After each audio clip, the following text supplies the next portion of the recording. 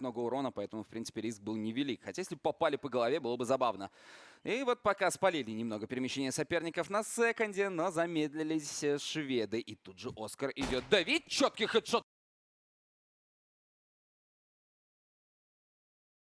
A little bit tilted about that one. And he couldn't, Pleasant couldn't even trade. He didn't have any reactions. Just go around the corner, one tap, and goes back. And we're now going to be seeing Oscar. Ooh, Oscar, that shouldn't have happened there. He should have jumped. But ooh, they got to be careful as well here. There are 3 players towards Banana. It's a 4v4. DGL did take a shot in the face. Oscar, after that nice one tap, makes a little bit of a blunder. But they're stepping up for B play here, Japaleno. And Pleasant's gonna nade Diha. Did that 80 damage or something? Or was it 2 nades? Either way, they're coming into the B side now actually. Not the bomb, it's just Pleasant coming through here solo. And well, he's gonna get the frag here. Yes, Dennis goes down. This is a great pistol run. Everyone had rotated over now for Sprout as well. They sold the fake. This is really quite a disaster. They get the kill in the end, but 2v3 now, retake on B. And retake on A even. No kit in play, you don't have no Kevlar on Spiddy. Like, you are in a dire position right now. And then the dink comes in from DJL as well. This is just looking worse and worse by the second here for the CTs. Pleasant with a 3k, that's a big play right there. Oscar, he wanted to go for the jump spot there, try to see how many there were, but he's just gonna get wrecked mid-air. So this round is already over, they're already saving his Sprout. So Japaleno, they're gonna get that good start again, just like yesterday on Sprout. You know, it's on the same side as Sprout. Maybe they're not really feeling the CT side. We're gonna have to see, of course, only being the pistol round. But we can see this one tap again here. No reaction from Relaxa. But how did Pleasant even get this one right here? Was losing a lot of bullets. I feel like if he didn't get that one kill there, they would have realized it sooner. But yeah, we can see the win percent rate here, 66 for Sprout, 33 for Japaleno. But it doesn't really say due to they're still being very, very close to each other. But we got a force buy from Sprout here. Do they want to make a gamble or do they want to play a default setup here? Looks like they're not doing anything too wild. They have got that third player over towards the B side early on, but I imagine that'll be a rotator back to Speedway sooner rather than later. Haven is getting a little aggressive in app, so might be spotted by Dezon, depending on how he wants to peak this, but generally Sprout aren't getting too wild here. Just looking to see if they can find any early peaks. Seems like that third player on B is not going to be leaving though, standing his ground likely on Flower Pot. Yeah. Dezon has bought himself a scout, so if he goes into the A apartments here with a scout, that's not going to be good news for him, most likely, unless he got back up. But with a minute to go, they're looking to head away from the B side and back towards the A side, and this is the right call to make. Oh, the smoke is going to come down. Dennis has been spotted. They know he's in the app there, that's why Dezon putting their nade. But there's 3 B, so if they go A here, this is going to be absolutely amazing, but... Oh, Faven can't go down here. That means they're gonna go A if he dies. Well, he takes a lot of damage here. But do they still want to force this on the A site? There's 3 on B here, Flakes. And they're actually gonna go B here. This is a good shot for Sprout to win this round. But they need to land their shots. Spiddy. He got that shotgun. That's a great flash here. D gets the first one. Now the P comes through here. Japaleno getting absolutely destroyed here in the beginning. But they're pulling 3 back somehow. It was a 5v2. And Dezon, he gets 2. 1 for Freddy Frog here, so 2 versus 2. HP low on Dezon. Freddy Frog also low. Dennis is the only one with really HP to work with here. He needs 1 deagle shot, I think like 1 or 2 on each guy. Oh. Faven goes down here, it's down to Dennis. He needs to land a couple deagle shots here. He can't do it, and they're pulling it back up, and it looks so bad there. 3 frags from Sprout in the beginning. They traded perfectly on the entry to the site. The problem is there is a player who I can't recall that swung with a deagle, and everything fell downhill from there because not only was he traded, but then the Flower Pot player and the site player were also traded within just a matter of seconds. And that means your entire defense is just gone. Those 2 players rotating in from CT damage done on the rotate, nearly caught by the AK, so it was nearly a 1v2 before the retake even then begun, or the second retake, should we say. It was just a bit of a disaster for Sprout there after the first sort of 30 seconds passed. They did a great job to get those early picks, but they just couldn't hold on. Yeah, they looked like they maybe would have gotten that round, but I think they just had to fall back there in a 5v2 there. They didn't have to take the more picks there. They could just go for the coils, like he could just angle it while the guy backside as well, towards the first or second orange. Like, they did a lot of damage. They just had to wait for the rotation as well. If the rotation would have come in, it would have been a 5v2 in challenge really, instead of a 3v2. So, but Des and Freddy Frog, they saved the day, at least for now. And this should be a third run as well, due to this is a full eco from Sprout. And they're making a 4-man gamble towards the B site.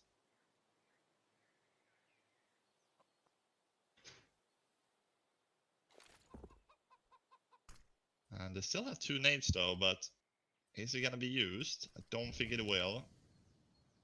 And they're walking up towards A here. Japaleno 3 players towards long. And they're gonna kill the guy A side any second here.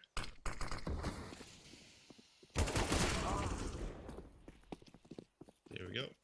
Spady goes down, and that's gonna be a free bomb site. So, but the next round is where it's gonna matter. That's where Sprout is gonna have the weapons. Let's see if they're gonna be able to shut it down.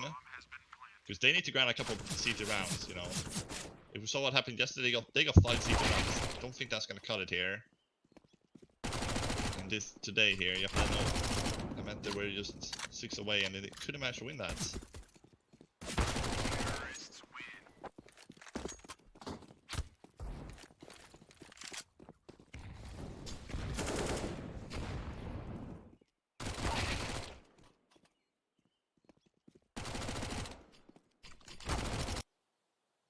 All in all, very solid start for this T side.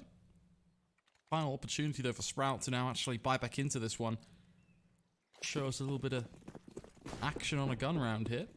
Of course, AWP play on Oscar for rifles and whatnot. Utility isn't perfect, but not horrendous either.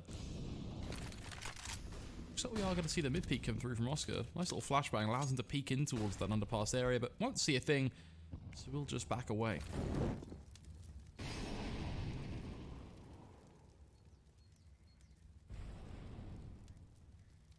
Look at this boost here. This is an interesting one. Nice. Don't think they're gonna check for it. Okay, they will. Dessen, he's aware. He's gonna be ready for it. Then it goes down. That's a good entry here for Japaleno. If they can get the first gun run here, they're gonna get up on 5-0. That's gonna be a nightmare for Sprout here. To start off 5-0 down on the CT side here. Because they decided to stay on the CT side after winning the knife. Minute to go here. Smoke will be deployed here. Faven need to do everything he can to shut it down. Desson has an HG. He's gonna go perfectly down in the pit there. Oh, it's gonna go run back into the nade. It's a triple nade. Pleasant's gonna do most of the damage with it. And there you have it. Sprout has, Japaleno has the A site. It's gonna have to be a 3-man save for Sprout again. 4-0. And Japaleno, they're playing so good here on the T side in the beginning. Like the double nade. Like the entry toward boiler. Wow, they're getting absolutely outclassed.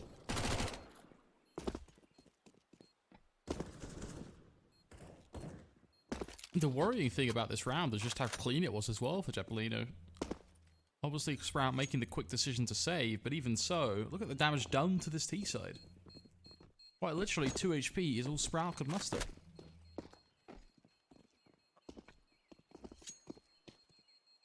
You're really gonna have to wonder how many rounds is Japaleno gonna be able to grind from now on. If they keep doing like this. Now you see why they won 10 T rounds last night. Sprout. They're up against the ropes here early on here. They did save 3 weapons, so they will have another buy, of course. But yeah, it's not looking good for them, for sure. They maybe need to switch up their play at the moment before it's too late. Because if this keeps going like this, it seems like that A side just seems like a little bit too easy. He got the kill on Boiler. He has no backup to trade, nobody there to be there to trade. He got pit, just naded down. There's nobody else on the A side after that. They don't even need to smoke the volley there, because it's not gonna reach them. He's coming through here, speed it with a UMP. Trying to see if we can go aggressive banana. There's 3 guys here for Sprout on B. They're now gonna force the issue down. It's gonna be pretty slow for Sprout, but Relaxa, he's gonna be aware that the trade comes through. It's a 2 versus 1. Diha probably should need to fall back now. There's no worth going for more trades here, Flakes. You have a 2 versus 1 trade. You don't really need to go for more there.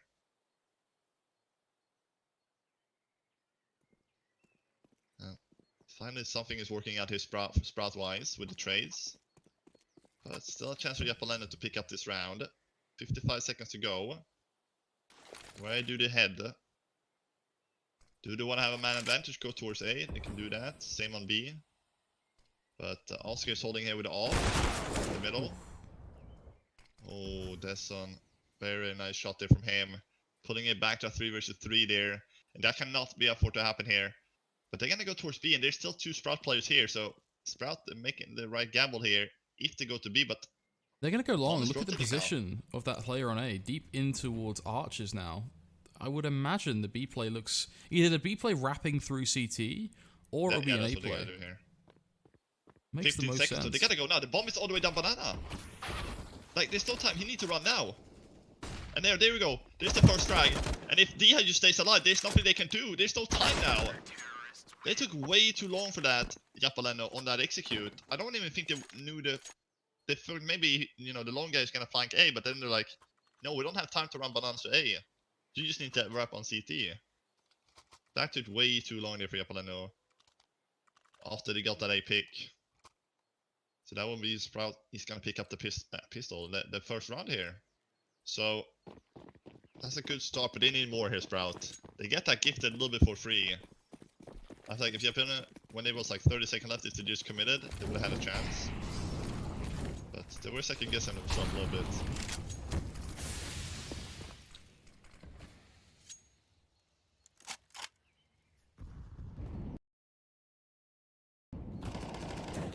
Already, good first pick.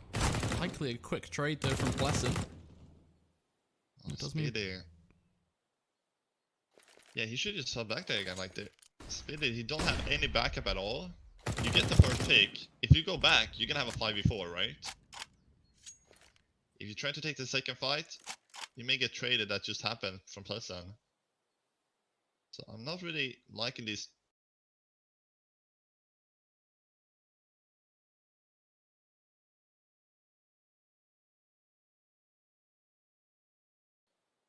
Risk that Sprout is taking after they get an entry.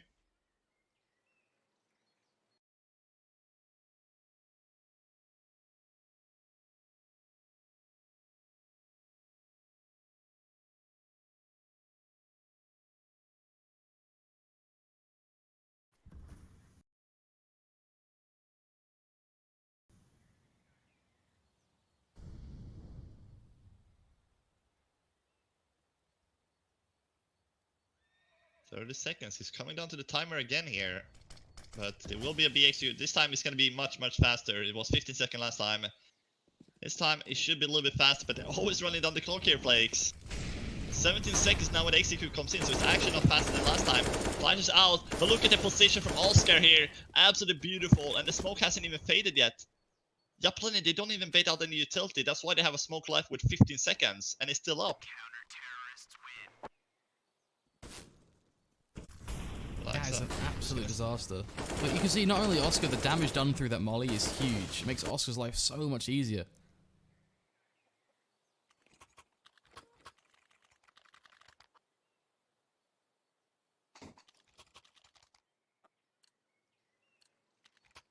Definitely going to have to do a better job at baiting out that utility early on, otherwise they are going to face constant barrages of smokes and molotovs later into these executes.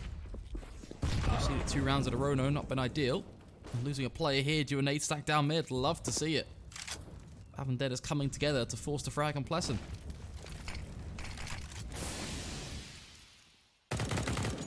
But then Relaxa is there with the trade. They even could find a second here. Diha gets tagged through the wall.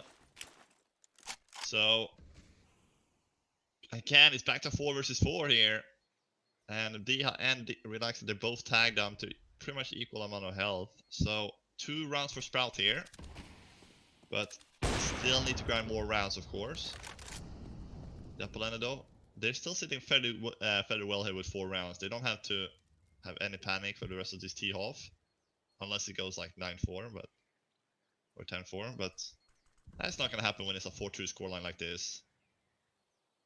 The big question really is, can Sprout bring it back here to tie and then maybe get the lead here on the CT side? That should happen on a CT side map like this.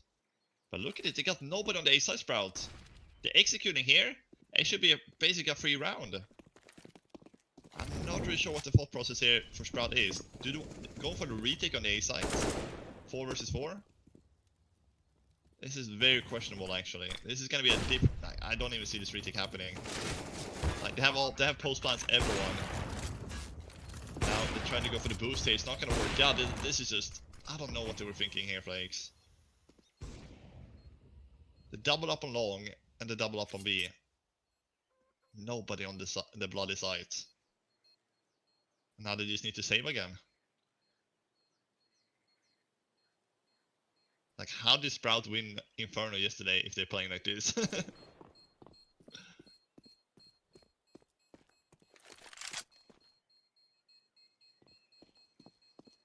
We have seen a couple pieces of success here for Sprout, but to your point, it's definitely been not ideal. Only 2 rounds right now for the CT side, and already Japaleno picking up another big round there.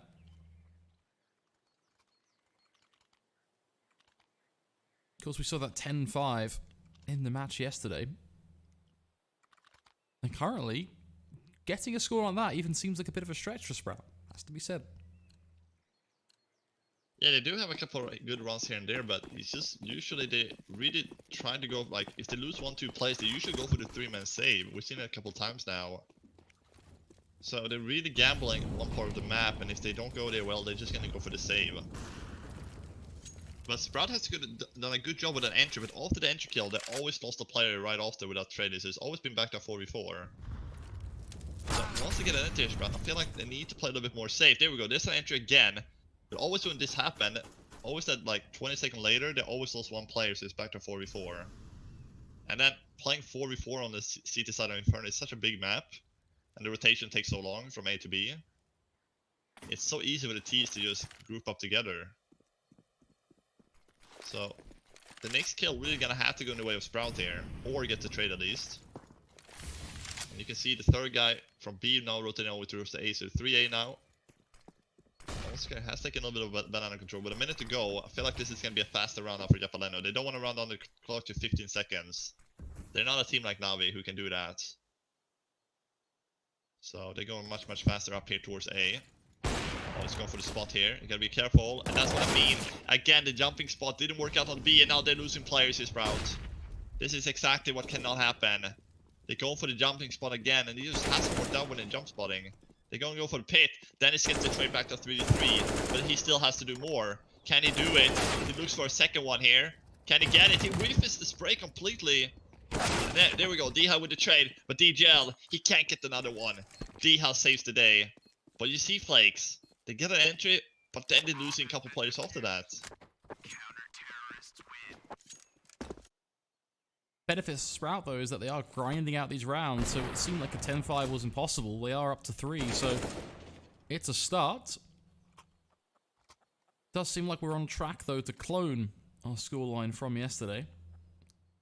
Sprout having to work exceptionally hard to close these rounds down.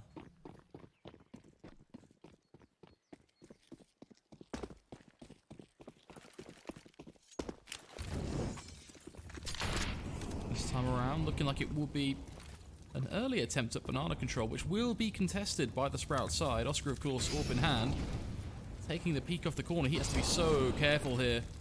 Thankfully making the choice just to back away at the right time.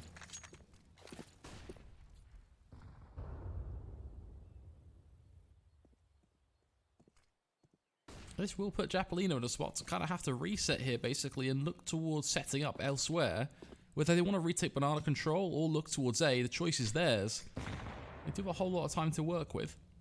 What's interesting, though, is they do seem to have a habit of grinding down the clock to 15-20 seconds before really doing anything.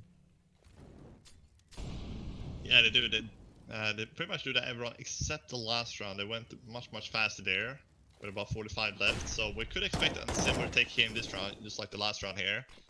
Dennis, you're watching this. The guy boosted up on short here. The push is gonna come in, and there's nobody watching it. There we go. They're finally watching. I thought like the T's had 3 frags there, but great job here from the side of Sprout. Finally, they're getting a pair of frags, but you can see the trace is instantly there, and now they're gonna have to go for another 3v3 retake. Sprout, they got the double entry, but there's nobody watching the apps. Not a single player. He can just come out, kill the guy short, and it's back to 3v3. But Spitty is there with the flank, and consider that Desson only has a C set, this retake should be working out.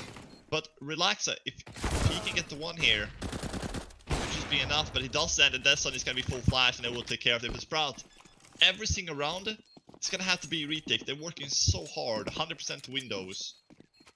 Like, they haven't got a single easy CT round at all here on this CT side. This is definitely proving to be a bit of a battle for them, that's for sure. But they are getting the rounds done at the end of the day, and, well, you mentioned not getting easy rounds. This one should be significantly easier for them in theory, because Japaleno do not have the funds in the bank to warrant a full buy here. If anything, we should be seeing maximum $1,000 spent from each player.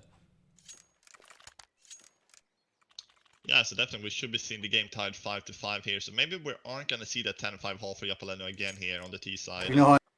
Seems like Sprout has learned a lesson a little bit, but they're also a little bit lucky getting these retakes. Like, just one kill going the other way from, for Japaleno instead. The run is done. And we haven't seen the best CT side from Sprout either. They've gone for the 3-man save when they lost. They've been gambling a lot, so it's been mistakes from both sides really, but yeah, you can see 4 H's here. Can we get a 5th? There we go. So they may just go for like 5 nades up mid or something. They're gonna definitely do something with those HEs. Could even go for banana nades. That's what they're gonna do. Oh my goodness, this could be so good if they're pushing forward closer here, but Sprout. The dunk nades. Doing 40 and 60 damage actually. Oh, they're pushing all the way down the middle here. So, Diha, he gets a pick towards B. There's a guy down the pit there, or down the ramp here. Dennis actually gets killed here. You gotta be a little bit careful in there for Sprout. And there's a guy flanking Dessa with a Glock. Gets down Faven. And this is just what can happen if Sprout, if they're not ready for this. Oh my goodness, Oscar gets stinked out to 7 HP too. Oh my goodness, Lakes. Look at the HP here from Sprout. Surely not. This is a full eco without Kevlar. Why are you pushing down middle against a full eco?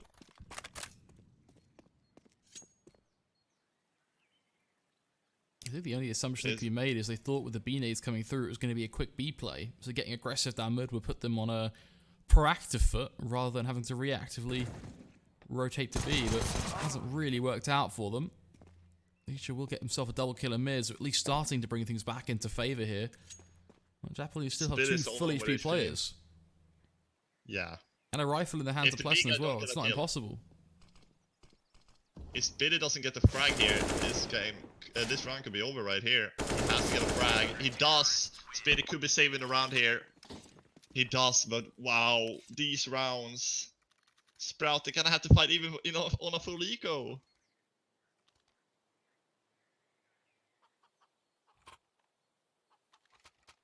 And look at Dennis and Faven. 1-8 and 2-7.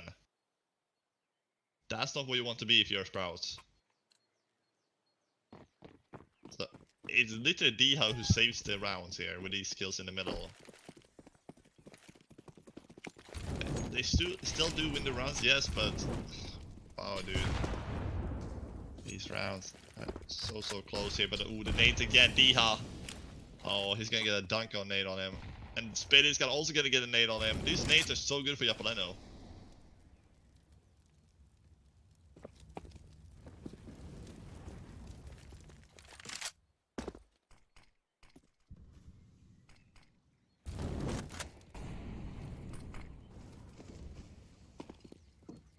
Faven. This is a one-down deal, right? This is a one-down deal position. You play it one time, then they're gonna check it. But they're not gonna check it the first time, most likely. Unless there's some flash coming through that they have time to check it. But look at this, they're playing a gamble again here, Sprout. They know that they're 2 plays low damage on B, so they're putting a third guy there with full HP. And they're just hoping they're gonna go towards B. And with 50 seconds to go here, japaleno, the bomb is still all the way dropped back, so they're gonna go back and get it before they execute somewhere. So the time could be running down to about 20 seconds here, Flakes. It's starting to get pretty tight again. Almost vintage Japaleno, it seems. They've had a habit of making these pushes at the last sort of 15 seconds or so, and the positions of folks like Favon and Dennis could prove to be problematic if they decide to make that play towards A. That's if they come through short. If they're doing this long wrap, then we could be seeing something quite tasty. Going B, not the play. You do not have the time. Seems like Sprout now aware of the flank coming through. Dennis starts to see what he can tap away. Finds himself 1, makes it to 2 for his troubles. But unfortunately, it's just a trading affair here for the T side. They find both frags on the A site. They get the plant. And Sprout now have to choose. Save or commit. And for them, I think it's an easy decision. They decide to save. Yeah, just because of the HE damage early on, they didn't want to risk it and just have those 2 plays playing B. They wanted to put a third guy there with full HP. Just due to the HE, so great damage there from japaleno early on, allowing them to only have 2 players on the A side for japaleno when they have a 5v2 take, and that should be a fairly easy trade coming through, and it was. It's just a 2 for 2. So Sprout, they really need to be careful about those HEs in banana. Maybe they need to play a little more defensive early on, just wait for those nades and then go banana if they want to take it. Because they keep taking it early on and they're always taking damage. So Sprout, we can clearly see that Inferno CT side is not really a map they're really too comfortable on. We see them struggling here this entire half. We're winning these rounds. So it's not really a half they like, but T side they got 10 runs.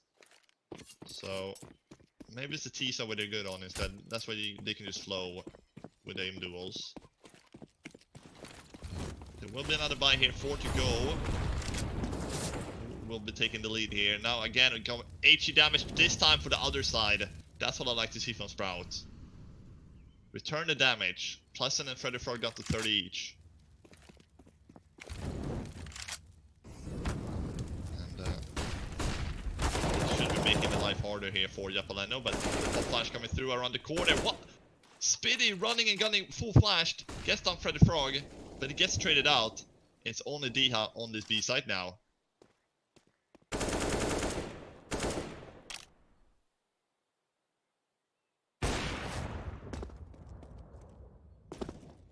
Oh, Oscar almost hitting the guy down in underground. They have sent the second guy over towards B now. But if japaleno is smart now, they're probably going to expect 2 plays B, 2 plays A. They should be heading on for an A take here, but they're going to go B and DGL. He's going to enter on Dennis here. Diha, you need to pull out your weapon, my friend. And there we go. He gets it. First and second and third. Oh my god. By himself, Flakes. He does it. He saves Sprout from being the Solster. It's a 3v1. They're pushing out to Diha. He pulls out the weapon in the right time.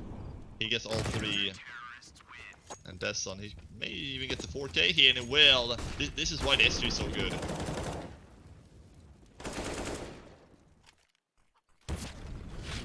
Shouldn't really be much now. Definitely can do in the following few rounds. Hopefully Sprout can make a bit of a sprint here. Not only to 6, but hopefully to 8. Win the half. Would make a change from the result we saw yesterday.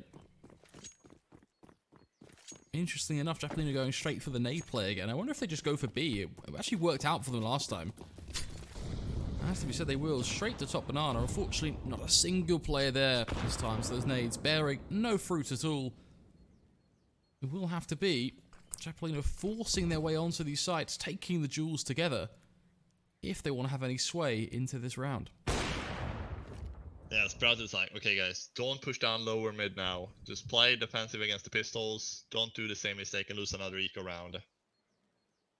This time they have a little bit of upgraded pistols to the Eagles, but yeah, we may just see a B brawl coming through here again. It almost worked out last round. He just got a little bit unlucky that D had got himself a 4K like that. But that only a little bit too soon for Spiddy now. They're just gonna whip that, and now they're gonna execute. The flash is gonna go above because the wall is blocking it, so Spiddy has very nice eco kills coming through here. Diha as well. that will be the wrap here. But let's see Sprout. 2 to go here. For them, a 9-6 will be ideal. So he's gonna go for the sprays here. D actually goes down in the end as well by Pleasant. But full buy run here for Japaleno. We'll have a pretty bad last round buy if they don't win this one. So there could be a 9-6 if Sprout wins this one. And that would be much better than being down 10-5 as well. Will be a little bit of a buffer to play with in the second half.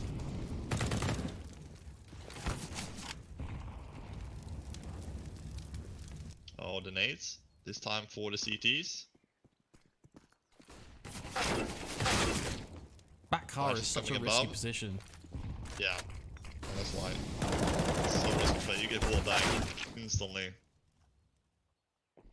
Trades trying to come through, but Freddy Frog and DGL. They're trying to force the issue here in Banana. It's just not gonna work out here for Sprout. Japaleno, he goes for the pre-fire, but there's a guy to trade.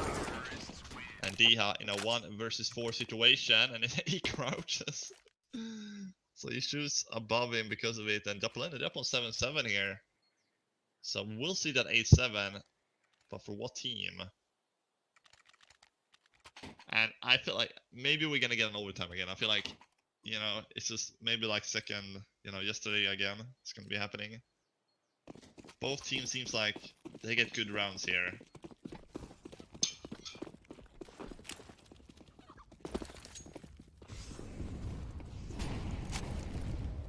Does seem to be a very close game. Benefit for Sprout though is they have done more on their CT side than what they were able to achieve yesterday, and have a reasonable chance at closing out the half in their favour. So that is an improvement from the result yesterday. It was 10-5, of course, favouring Japaleno on their T side.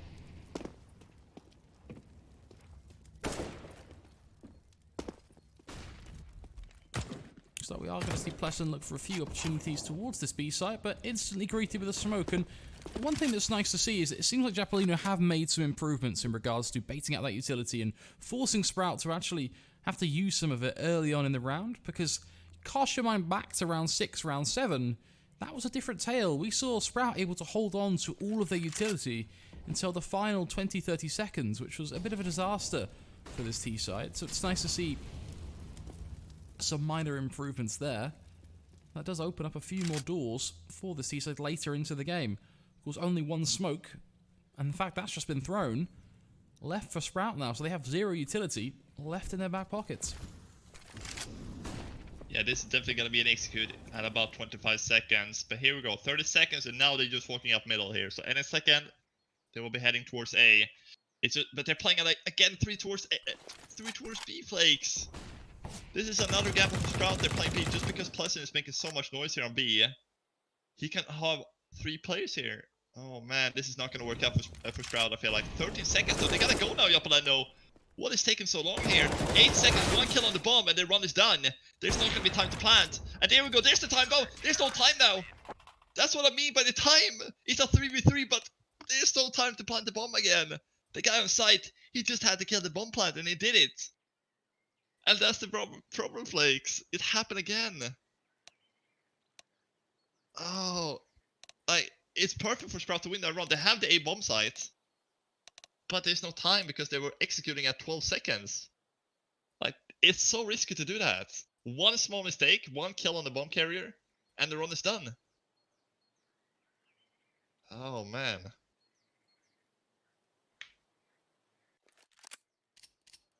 Far from ideal. It comes down to timing again, though. I can't help but feel they leave it a little too late to make the play. Not even now it does it 12 seconds. They do it at about 20. They're giving themselves extra seconds buffered if that would happen. But Sprout, they're literally giving themselves no error there. 12 seconds. The bomb dies, well, we lose the round. It's just, you don't want to take that risk. You really don't. And now we're going to the second half, and this is going to be a must-win pistol. A little bit, I would say, maybe for Japaleno at this point. It is only 1 round ahead here, Sprout. Pistols could make the game a little bit harder here as well. Faven did go down early on though. He only has 5 kills, so he's been having a rough game. But there's 3 players towards B, and DGL Well, he's gonna find Oscar here. Dennis made his way towards the archway here. He gets dinged. He dings Freddy for 2, but relaxes down in CT spawn, and Dennis has no idea. He's a free one tap for Japaleno. And this is now a 5v2 BXU coming through. Great pistol here by Japaleno. They're just giving them a 1v1 picks. And there's nothing Sprout can do, add it, and a boost as well. This is looking to be a clean round. And it will. Japaleno, they're back in the game, 8-8. And it's gonna have to be an eco here from Sprout or a force buy again.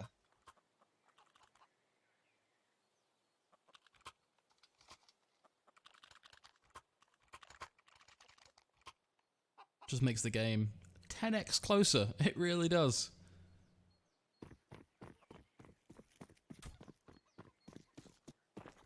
So they are going to go for just a pistol. I think this makes sense not to force it, but it definitely makes this one a really tough round for them to find. One of those T rounds that you throw it all against the wall and you see what sticks. Yeah, but you gotta keep in mind yeah, but it was the T side that Sprout was better on. They got 10 rounds on the T side after being down 10-5. So, Japaleno, they're still gonna have to feel the pressure here. Consider they didn't play good yesterday on the CT side. They only got 5 rounds, just as many as Sprout did.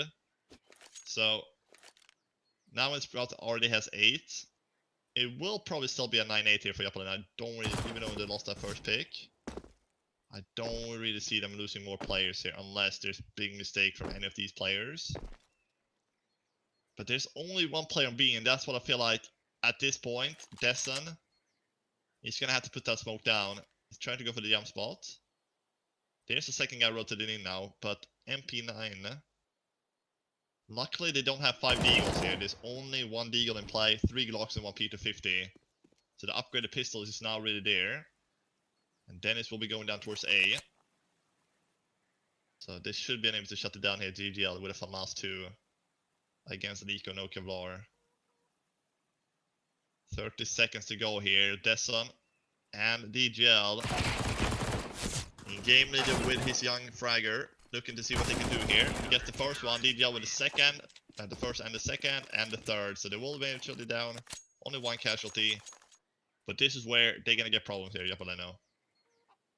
They're gonna have to keep the SMGs and the FAMASs against the SGs and AKs.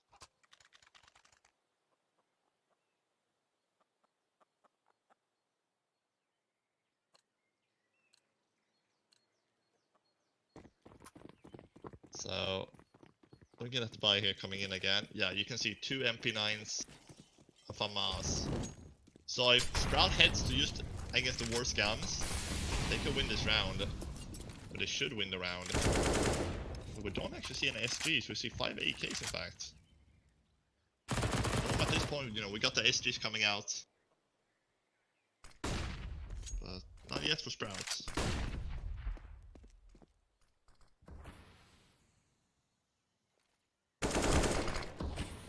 So look at this here from Japaleno. They're playing a gamble.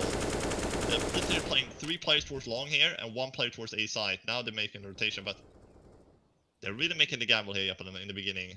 4 towards A and 1 B.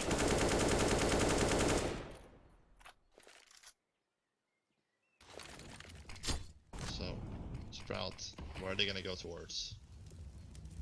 They have options really all over. The only downside to hitting B right now would be the fact that they still haven't really got top banana control, which at 50 seconds doesn't tend to bode too well, but it really comes down to how much of a fight DGL is willing to make here. If he's actually going to sit there top banana and push back, more than likely Sprout get forced into an 8 play.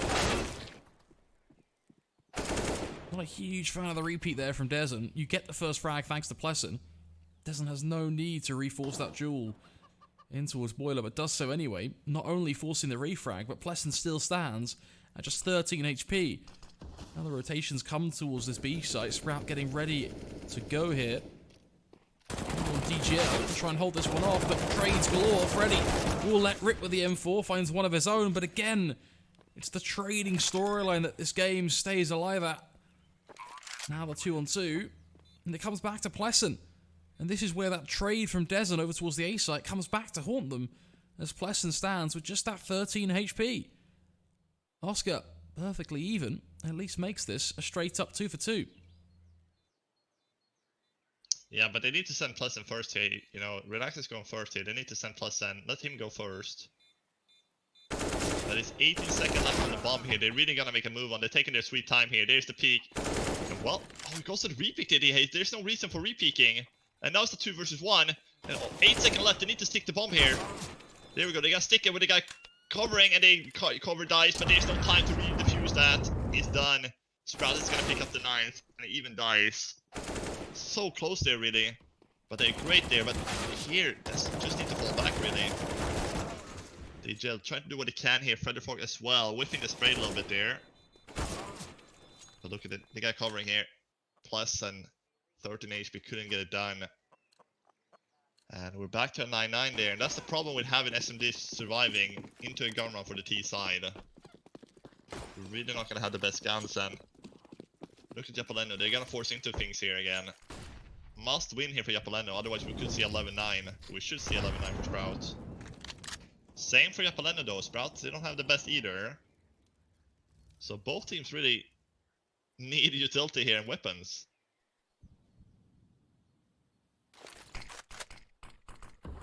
A C set and a deal. Yeah, it's just not looking good for Japaleno. But Mac 10 for Sprout. Their nade. Pleasant gonna be under so much pressure here, but he's done the perfect smoke rather than doing the outside smoke. Oh, he's going in. The timing. Oh, could have been something there, but doesn't get too aggressive. Sprout completely withdrawing from apartments. Now looking elsewhere towards B again. If this looks like anything, it's a repeat of the last round.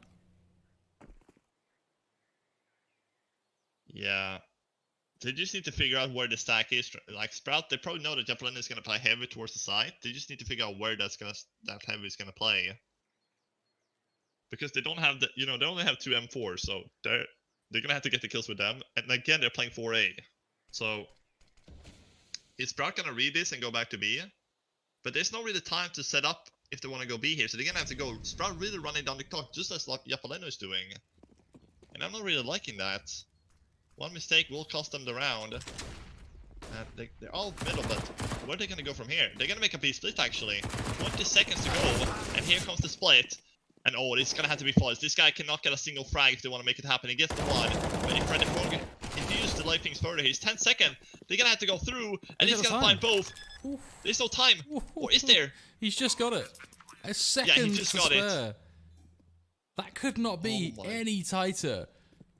But it's still a 2-on-3. It's still a good opportunity here for the seed side. And with Dennis playing such an aggressive position here, this is one and done. He should not be able to get a double kill, but no one checks for it. Surely not. They do trade. And there you have it. Japaleno, they do hold on. They will get the defuse. He whiffed. He whiffed a lot there. He could have had a free kill. He shot a little bit. He shot a little bit too early. He could have had 2 frags out of that. He got absolutely 0. Fabian, I think he got 4k. But Freddy Frog, big plays from him there. They're getting 2. It's interesting when you look towards that banana push. Both players actually line up and run next to each other on the same wall, making it easy for the double kill spray down. Yeah, and imagine if he was towards Corals instead. There would have been no chance to refrag and wouldn't have been no chance to plant. So, Sprout, I'm not really, like, they're doing exactly like Japaleno does here. Running down the clock to about 10 seconds and they're just executing. There literally has to be no error there. Freddy Frog, he's getting 2 there. It's just absolutely perfect. But a big whiff there from the guy playing 3. He had to get a frag there. Fabian can't do everything here. So 10-9 for Japaleno. With just a pistol, no Kevlar coming out from Sprout. That's a perfect flash as well. Taking on Dennis. No refrag here for Sprout. I feel like Sprout, they're gonna be struggling more here on the T side than yesterday. Unless Japaleno, I feel like they maybe they know what they're doing us now. Jumping, try to go for the spot here, but 1 and 2 HP here for Sprout. He should be dying any second here. So we'll get a free 11th round. Sprout, maybe they wanna, you know, make a faster pace rounds here. Only been playing slow. And it just hasn't worked out.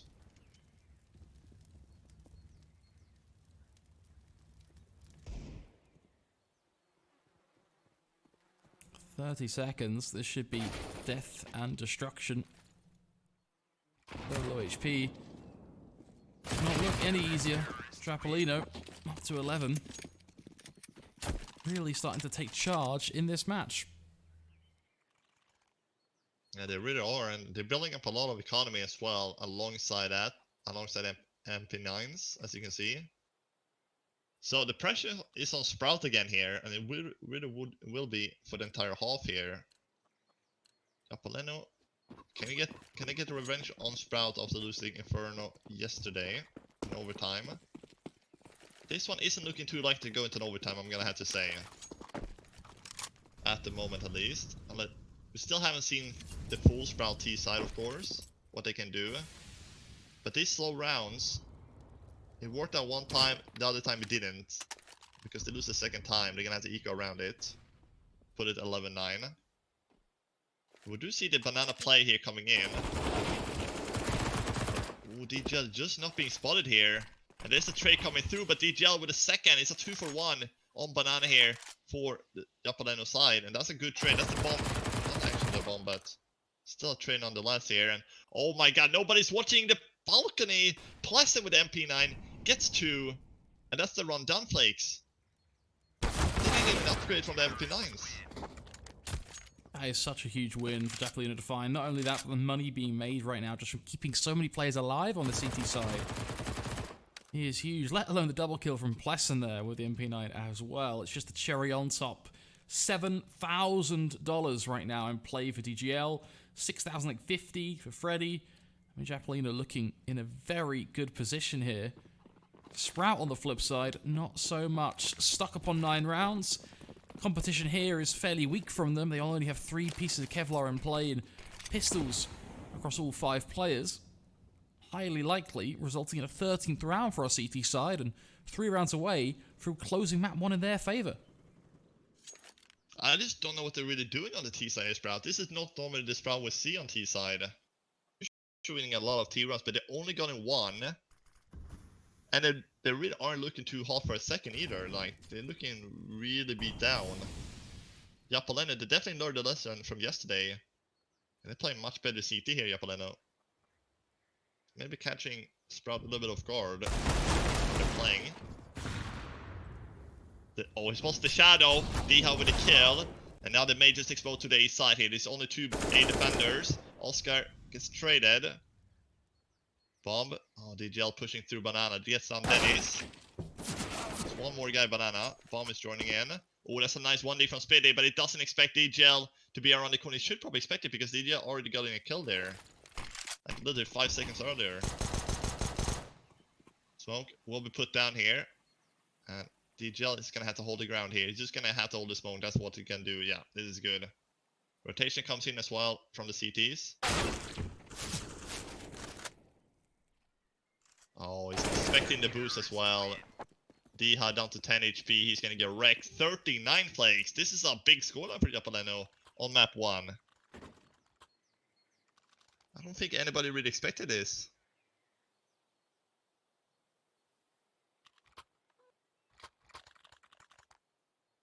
I don't think they were quite ready for it, but that's always the risk you play when repeating the same map from a game you just played the day before.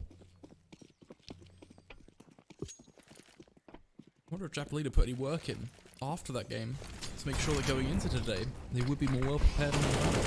Obviously not a huge amount of time to test things, but definitely more than enough time to watch the demo. Yeah, for sure. And maybe they know that they were playing a lot of slow pace rounds there, Sprouts. So just saving some utility and putting themselves in better positions. But here we go. We got an AX who could coming through, and he's gonna hide around the corner. He gets a triple spray down, and that's the round done. And the back flank too. This is an absolute disaster from Sprout. They don't check the short ball under the bulk there, under the short play. And he gets himself 3 here. Look, they're clearing short, but they're not clearing the corner. And Fred the Frog is going absolute beast mode. And I'm gonna have to say it here. I don't think Sprout is gonna come back now. This is too far gone. 49. They have pistol Kevlar here, Flakes. This is probably gonna be 69 at this point. Sprout has nothing to say on the T side. And it's just really weird, like, there was an 8-7 half for Sprout. And then they only muster together one gun round. That's all they're gonna win. Of course, it's not done yet. But They're struggling with that boost. yeah, they keep keep doing that, but this one is not gonna happen. This is gonna be map point for Japaleno. This is of course Japaleno's map pick, but we know that Sprout's not too bad on it then. So this is a surprising T side for me at least. TGL, is he aware somebody's in the corner? He should have seen the weapon there. I think he just did. And they're gathering up towards B here. TGL, lucky to be alive. I think he saw where the molly came from. It's just the one Oscar making his way up A. Trying to see if he can get a pick. He doesn't get one. And now they're gonna force the issue on the B side here. The Deagles. 1D coming through from Faven.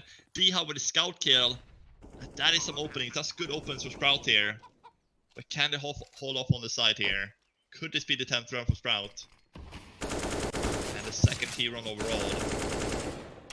Japaleno, do they want to go for the retake here? They have plenty of money and Relaxa through the smoke. Nails Diha. 25 seconds on the bomb left. Everyone is coming through CT. Oh, that's a perfect flash. Absolutely perfect flash from Pleasant. And Dennis. Oh man, he's in a pretty bad position here. He gets the first one. Goes to the spray, continuing it. But he doesn't get it. And Japaleno with an amazing retake. 4k from Relaxa. But that Ruins flash was absolutely marvelous. But Diha here. This is not a peek you should go for. He just spams the smoke, like he continues to spam it, he can see the tracers.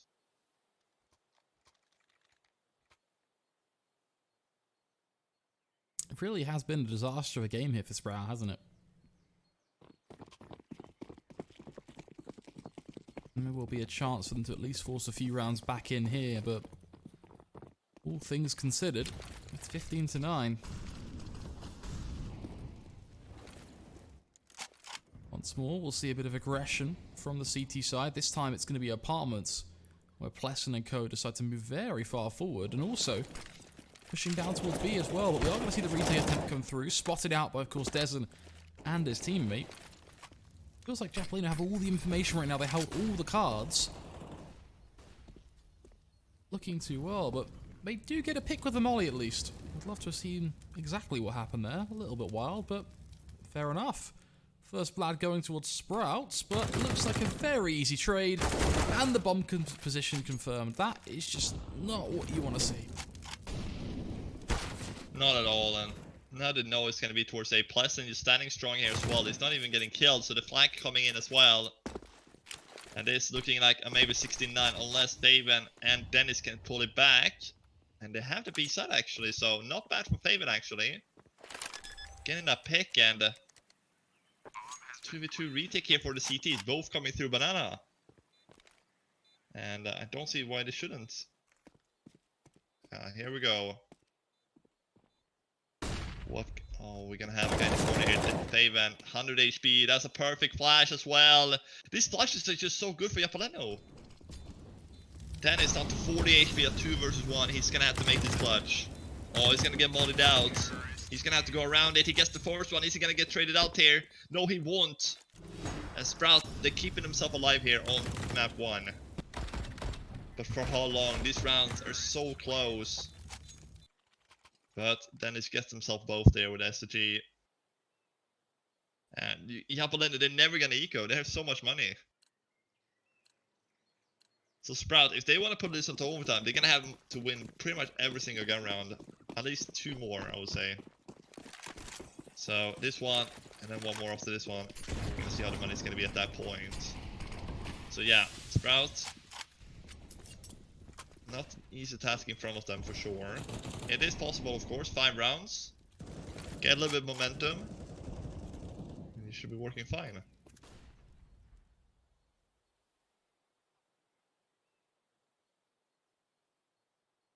But they're making 4 players towards the towards the A side. It's only Dezen on the B side, so they're relying on him.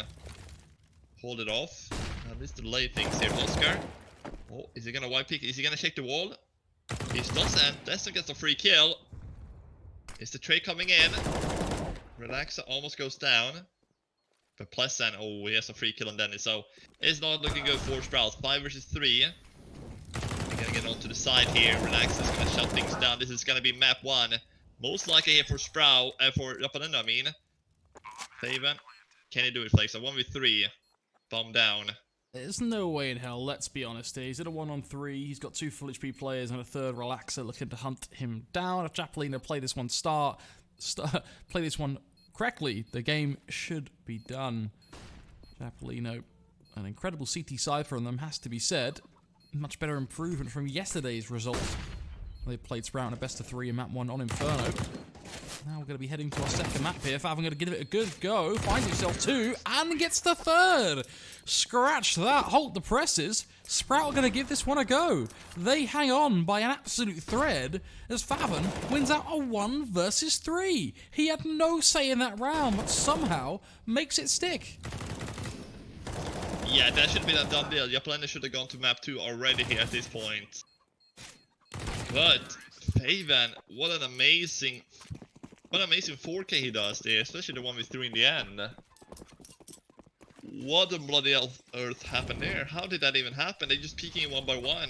They now already managed to find him in the corner. The first guy didn't see him, but the second 2, they know he was in the corner, but they just can't kill him.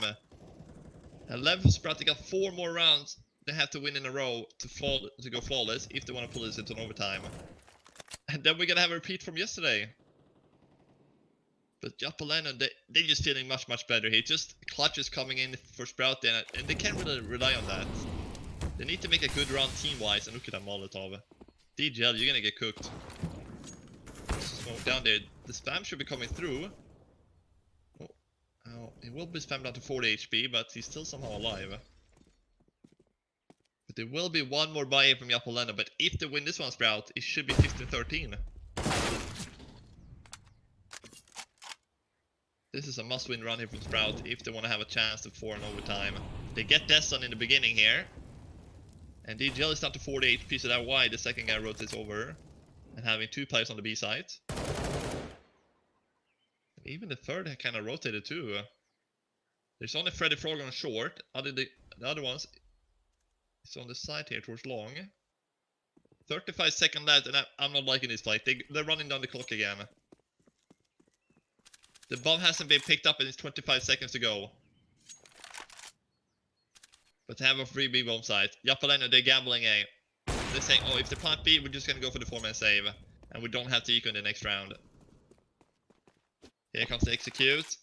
And it will be a free bomb site, so... I can't understand why Japaleno made the gamble here. It's not really any risks involving in that. They lose the round, but they get the 4 guns into the next round. So they can stretch 1 more buy round here.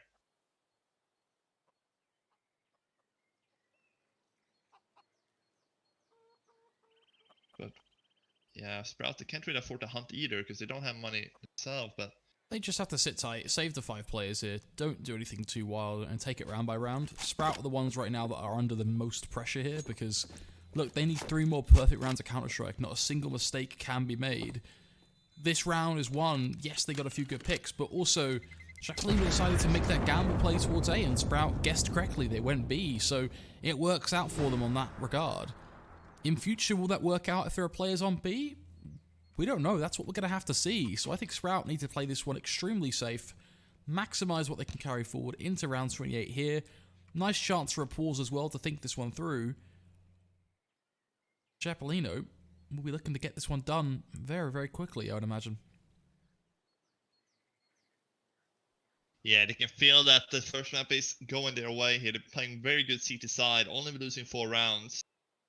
They've been losing 3 in a row, but they just need 1 more. 1 good 2k, 3k from a team, you know, shutdown will do the job. And we can see Deha and Faven from Sprout. They're the ones playing good, but Dennis and Oscar is 7-22 and 9-16.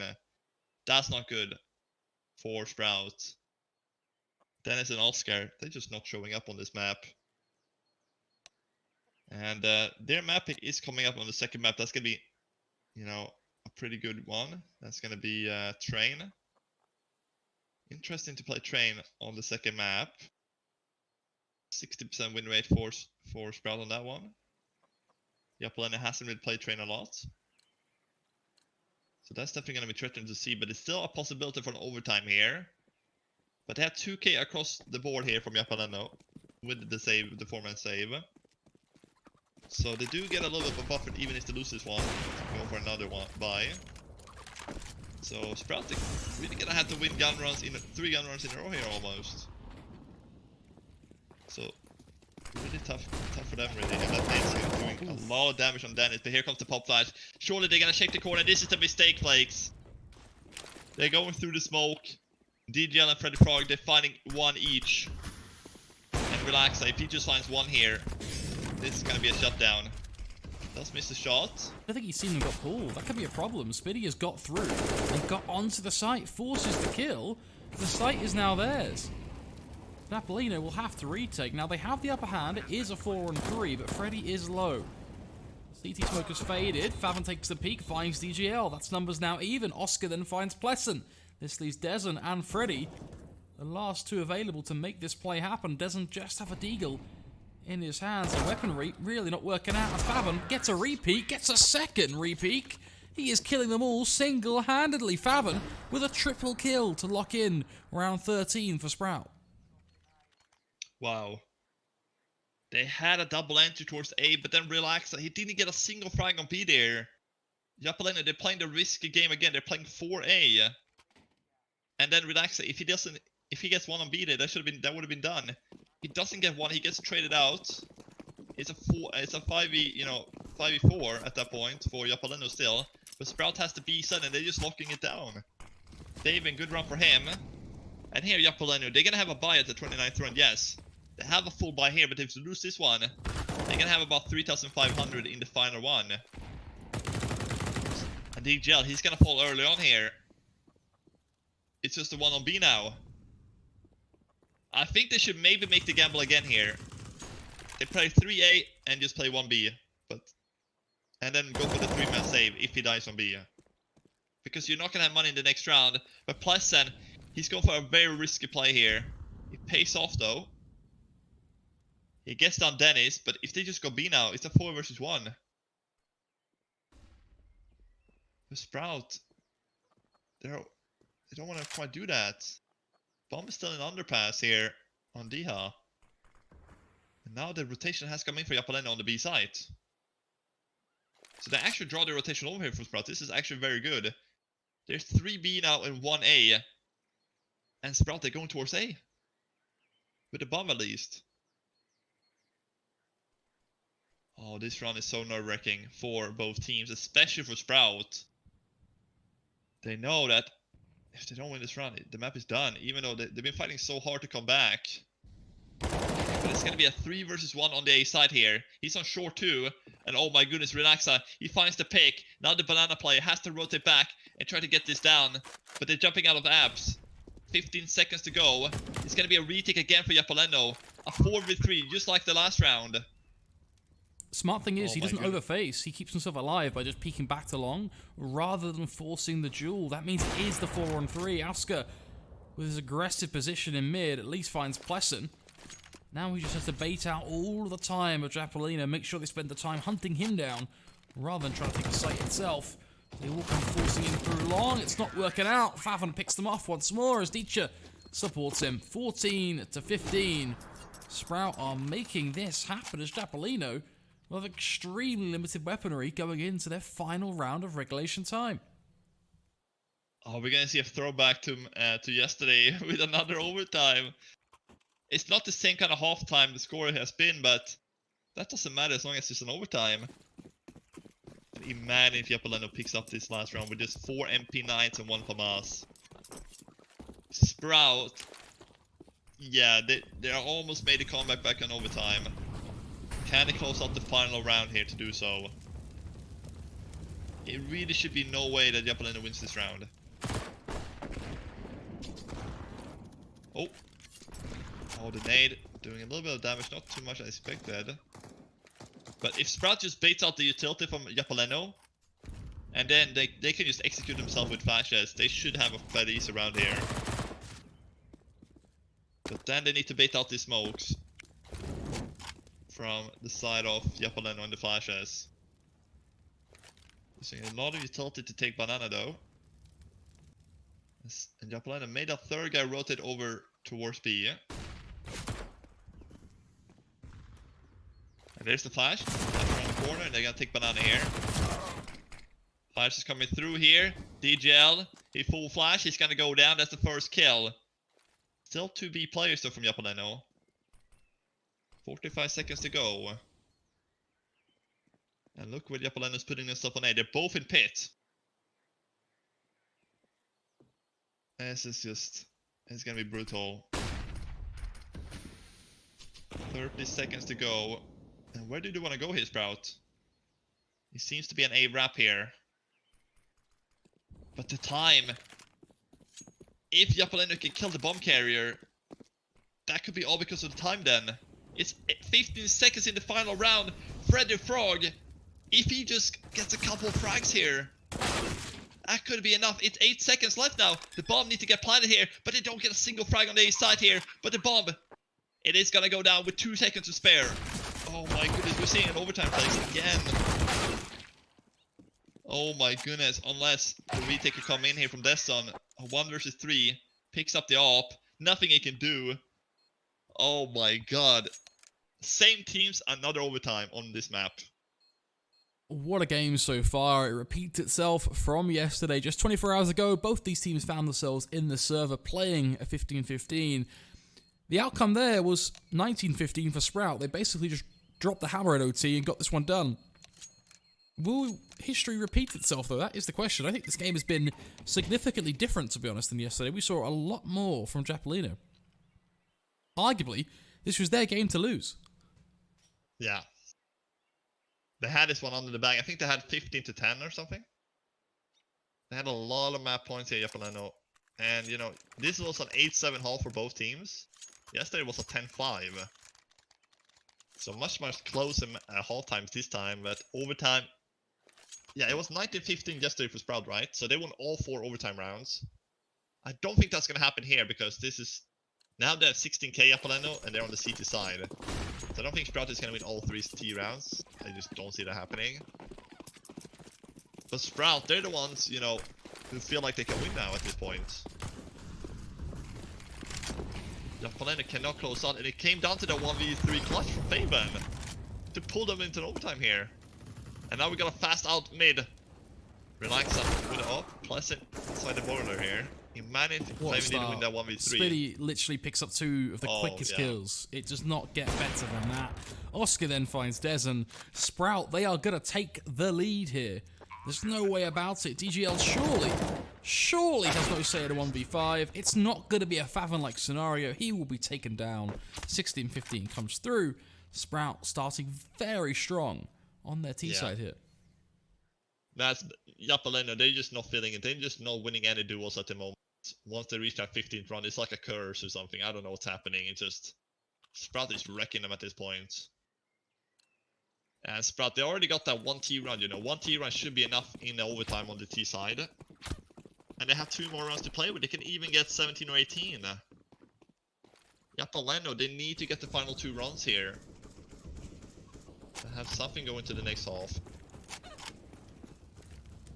So the magic number you're looking for, guys, is 19. You want to get 19, so Sprout, they need to win 3 more. Japaleno, they need to get 4 to win this map. And Sprout, with a first round win, they're looking to head towards A again. There's only 1 player towards pit. There's 2 players long here for Japaleno. Nade will be coming through. Not gonna do any damage.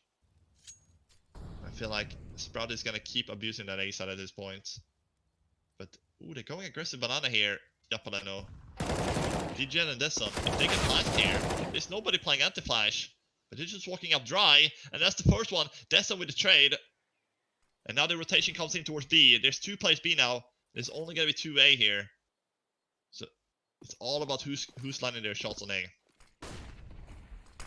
45 seconds to go. There's a guy on site. Oh, relax with a nice kill with the AWP here. There's 2 players on the side for Japaleno. This is gonna be such a close round here. Oh, he's spotting on top of the box there. He gets the first one. The second guy in the corner goes down 2. Diha with 2. Not gonna get the third. Pleasant with the double. Japaleno, they're winning the second round here. Back to 16-16. But that was so close that Diha made a 3K there.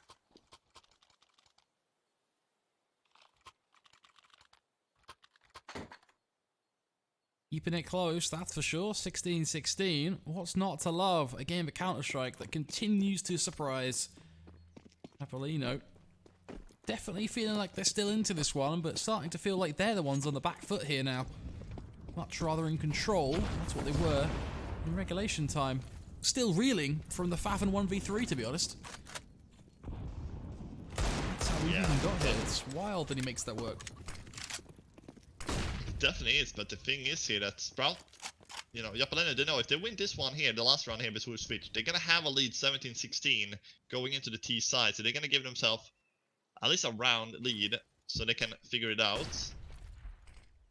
And Sprout knows that if they pick up this one, they're gonna be set up for the CT side. But Sprout, we saw that they were struggling from time to time on the CT side as well. So none really had a perfect CT side. There were some good rounds here and there. Well, that's a good flash, but Oscar with the first one, the trades comes out Pleasant with 2. But it's 2 for 2 in the end, but Relaxa, he's here with another off here. He gets the 1, but it pulls out the D goal. What? How does he find the second there? That should have been a trade. And now it's a 2 versus 1 for Dennis. Not Favn in this situation.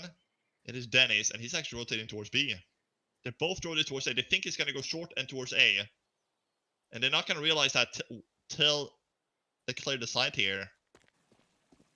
Oh man, if Dennis clutches this, Japaleno, they're gonna be on tilt mode 100%. Planet will be going down and now they're gonna realize it. But they can take their time here. The bomb just got planted and they're retaking now. So Japaleno, they have plenty of time on the retake if they're making it pretty fast here. Up banana, both of them. But oh, look at this. Dennis is gonna be here actually. Oh my goodness. Oh, they're gonna line up, Flakes! Dennis! It's just a shooting gallery. And Sprout, they're gonna get 2 of the 3 T rounds. That's massive.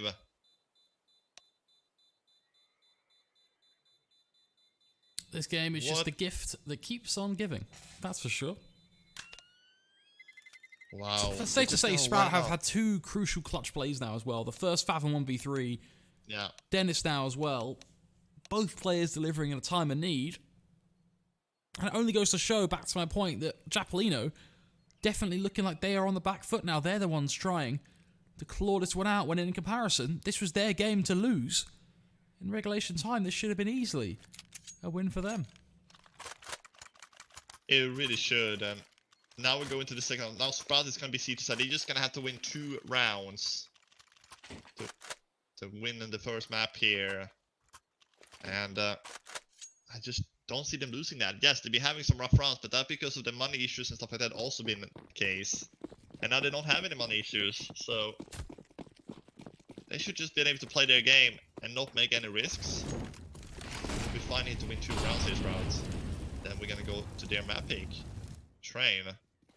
So, but let's see if that's gonna happen first here. Japaleno, they had a good T side. But look at this push here. Very aggressive from Sprout inside A apartments. Dennis, watching the corner here. There should be a free kill for him. What? That's a big blunder right there. It's completely whipping the spray on Freddy Frog. He's not to 5 HP, yes. But that should have been a 5v3 right there. But whiffs at this point of the game should not be happening, but Spilly, oh my god, he's gonna be pushing forward. They're all flashed. Actually, Pleasant isn't. He gets the trade. Back to 3v3, but look at the HP. They're so low here on the Japaleno side. All 3 has taken damage up against full HP players. With a minute to go, there's plenty of time for Japaleno, but Freddy 5 HP, 60 and then 40. Just like 3-4 bullets on the chest and they're dead. How can Japaleno deal with this? Definitely looking like a tight round for the T side. They're going to be relying on an opportunity being created by one of their players, to be honest. It's going to be an individual pick that makes this one stick. Unfortunately, Freddy goes for something, but finds nothing. Oscar takes him down. That leads towards the B site. That'll be the culmination of OT4. Teacher peeks, finds one, leaving just relax the last man standing. He walks through the fire and the flames to try and make something work. But stuck in pool now with over just 12 seconds to go. He's trying to force the issue, desperate for a kill, and he'll get it.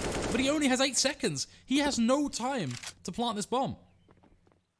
Yeah, he's done. It's gonna be 18 for Sprout here, and he's gonna lose the run right there. So, yeah, Sprout, they managed to hold on to the round. They were whiffing a little bit in apartments, but they did figure out in the end. So 2 map points for Sprout here. If they win this map here, Sprout, they're gonna have to thank Faven for that 1v3. That it basically comes down to they're gonna lose a map because of that 1v3. It's crazy what japaleno did actually that could happen here. They could still pull us into a second overtime, but they're gonna have to win 2 T rounds. And at this point, Sprout, they're just too good for it. They're just playing much better CS in general. Japaleno has won 1 round in the last 7 rounds or something. Ridiculous at this point. And Dennis once again up in the apartments. Oscar as well here. And there we go. We got the frag there on Dessen, and that's another entry. Japaleno gonna have to play with 4 players. And they're playing 2 playing towards B now. But yeah, you can see the peaks. Look at his flash peaks. This is gonna be it. It was 19-15 for Sprout yesterday in overtime. It's looking like japaleno will get 1 better here, but 19-16 looking to be on the cards. Unless japaleno can somehow pull this one back, but Spid is gonna have a free kill because of this position. So he's good for at least 1. If your teammates get 1, that should be a done deal. So a B execute will be coming in here. The re-smoke comes in with 45 seconds to go. They need to. Oh yeah, this is. Spiddy just makes it look easy. Yeah, this is done deal. It's gonna be 19-16 Sprout. They managed to muster together the comeback, and they're gonna pick up map 1 here in the Lootbet Season 6. What a game it has been. Sprout repeating success, much like from yesterday. They get it done. Map 2 is where we are going to be heading. Join us for more Counter-Strike in just a few moments' time.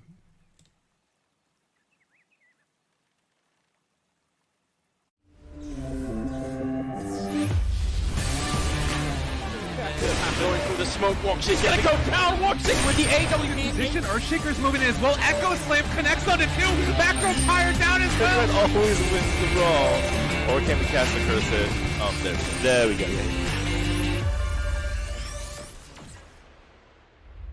Lootbet.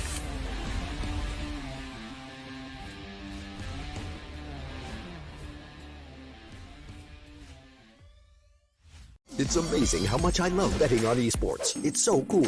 What's even better is when I can use Cash Out. Wait, you didn't know about Cash Out? Cash Out is when you can get your stake back even when your bet is going against you. Just 1 hit and your money is safe. So go to Lootbet to cash out now.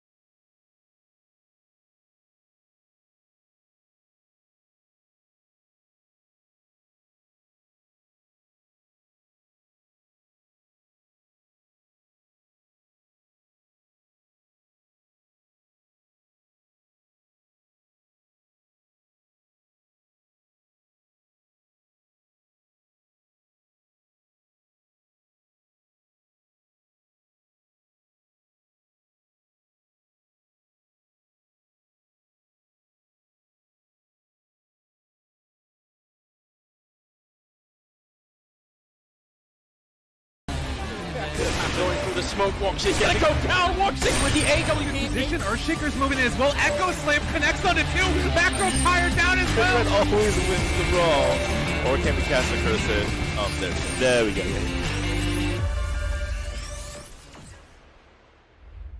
Lootbet.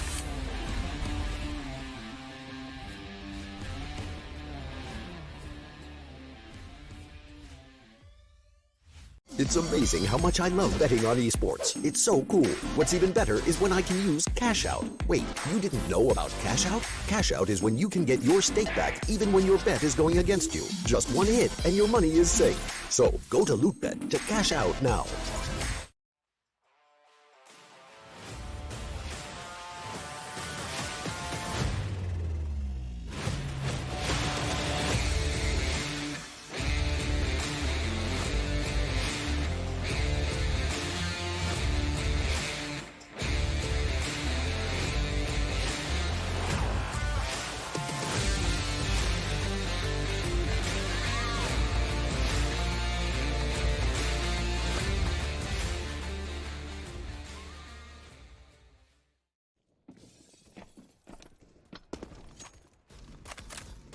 Welcome back, folks, to Sprout versus Japaleno. We're here on map 2 after a map 1 OT victory for Sprout. A result that I think many would think is surprising for Japaleno, to be honest. After watching how map 1 played out, it was their game to lose, but 2 crucial 1vx clutches is what puts it over the line. And that allows Sprout to get here with a map advantage going on to train their home ground. Yeah, it definitely is, and I just don't see, Sprout, they were, had a little problem taking out Japaleno there on that Inferno game, but I feel like they're now gonna recharge and get coming blazing hot here on train, their map pick, of course, and take this a 2-0 in this first best of 3 of the evening. Japaleno, as you can see, when Sprout picked Mirage yesterday, they got absolutely banged out of the server, 16-8 on Sprout's map picks. I feel like we're gonna see something similar here on train. We don't have too much record to go on for Japaleno. They only played train 1 time. So, yeah, in that sense, it's gonna be really hard to predict how good they actually are on this map. But it still should be a good series here.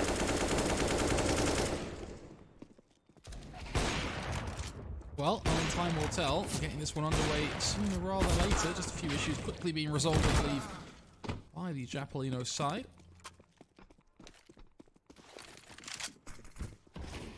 Do you think there's any chance of a third map here to find, or is it really just as clear-cut 2-0 for Sprout now? Well, if Japaleno can get a good start, then yeah, I definitely feel like they got a good start off on Inferno actually. And but then Sprout slowly but surely came back, made it an 8-7 half. So if Japaleno, if they can close out these kind of close rounds when it comes down to like a 2v2, 2v1s and stuff, and win the clutches, especially not a low favor to get a 1v3, Japaleno is going to be a much better situation, but it's now really training for a very different map, so it's going to be much harder for Japaleno. This is a very tactical map also. As the CT side, it's really easy to lock down the CT side. And you just destroy the T side like 11-4, 12-3. Unless the T can win the pistol, of course. Then they're probably gonna get up on more than 3-4 rounds. But that allows them to, they need to win the pistol because of course that. So, but if Japaleno can get a good start here, then I do feel like they have a chance here, just like Inferno. Well, let's find out. The knife round, of course, will be the first round we get to see. Train, a map that's slightly different from, say, the Dust 2s of the world, which we saw a lot from, for example, Japaleno yesterday, where there is actually an inherent advantage to one side over the other. Yeah, this one map you definitely want to get a CT sided, otherwise, I don't know, you drank or something. I don't know really. So, yeah, Japaleno, they get on the CT side, so they're gonna start on the better side, but starting with the better side puts more pressure on you, right? That means that you're gonna have to shut it down and get at least 10 rounds on the CT side. And if you don't win a pistol, you may start to second guess yourself here. But Sprout, let's see what they have in store for us on their map pick here. I think they have about 60% win rate on it across 5 maps. I've played 5 times, so they should be on for the target here for a 2-0. But Japaleno, they did surprise us a lot on the first map. Hopefully we can see something like that here on map 2. But we do see a little bit of a stack towards B actually. They got 3 players towards B, 2 players upper, and 1 towards the side here. Freddy Frog will be going for the pick here. Dennis is not aware. He's lining up for a smoke here, and he's gonna get 1 tap out of the server. Japaleno off to a strong start here with a pistol, getting the first entry kill. We can follow up though. That's the question. Faven is gonna be going down against Freddy Frog here as well, so 2 kills for them. Now Diha tries to force it back here with 2 of his own. He will find 2. So it's 3-3 and the A side has been taken here. Diha looking for the 3rd, will get shut down. So back and forth pistol round really here. Question is who can close it out. Looks to be Japaleno to be able to do so. Relaxa, or Pleasant I mean. Looking for the headshot from Pop. But 50 seconds, 2 versus 1, Spit and Oscar. Oscar had a really rough Inferno game. I think he only got like 8 kills. So he really has to step up here.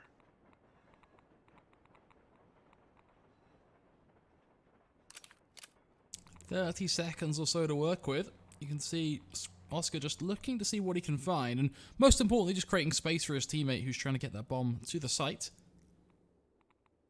No real way for Japaleno to immediately respond. It will have to be that 2-on-3 retake.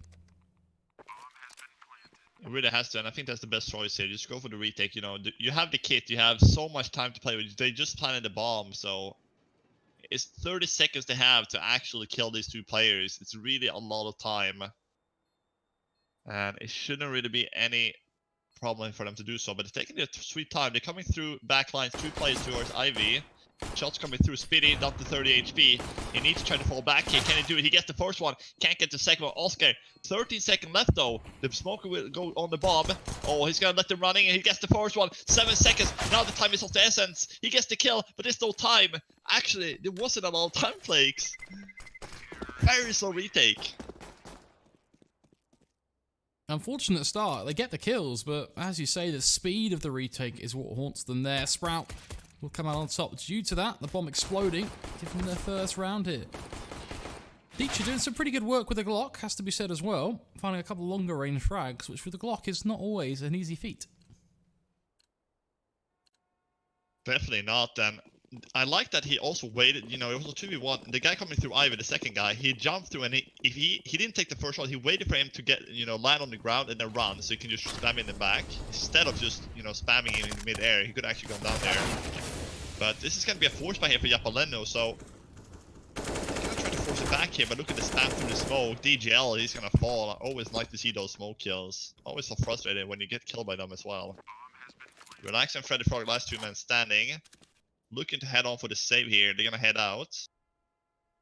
And it will be a 2-0 for Sprout here. Pretty fast A executes.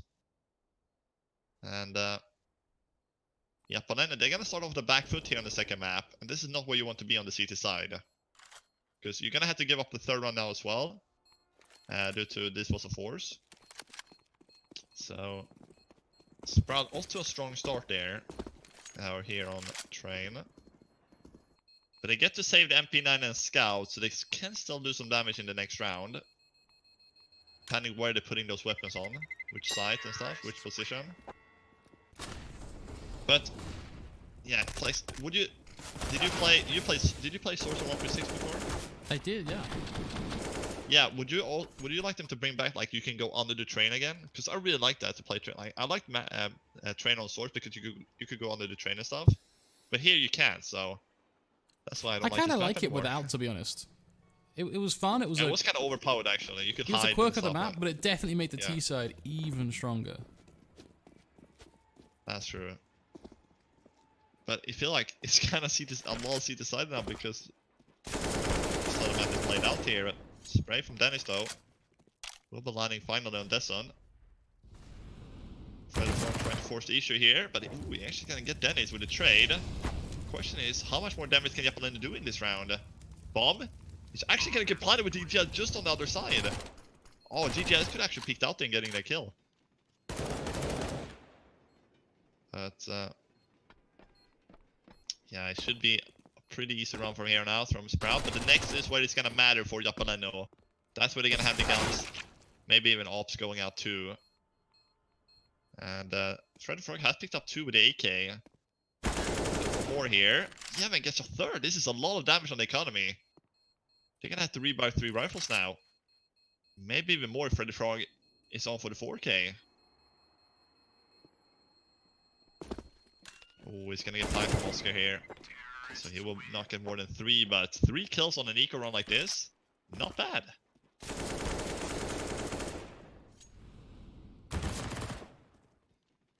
Some good money to be made.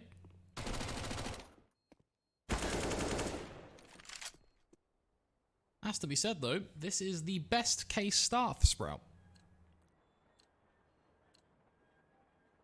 Getting the 3-0, now looking for that first buy as well. If they find this, honestly, they're laughing. It could not go any better for them. Yeah, they will get that 5-0 if they win this round. So Japaleno is a must-win here, and he's gonna. Oh, I feel like he's gonna keep walking forward.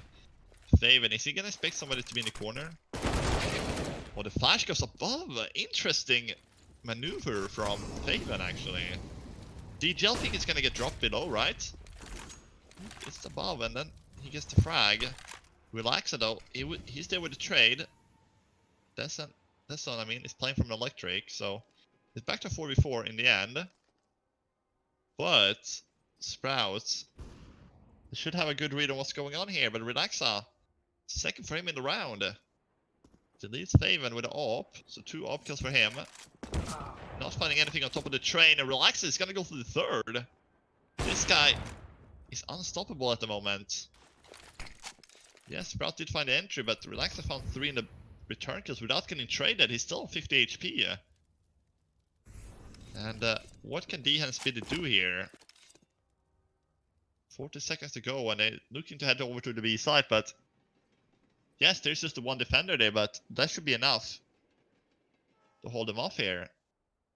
Freddy Frog could just wait for backup too. 25 to go. Here comes the push, and now he's gonna hear the rotation coming. He's gonna hear them, and he should be making a rotation as well. He does actually not even needed. Freddy Frog with a strong start. He got 3 kills last round with that AK, and now he got 2. So first camera going the way of Japaleno. Let's see if they can follow up on that. But Relaxa, he's strong. 3 kills there. How did he even find those 3?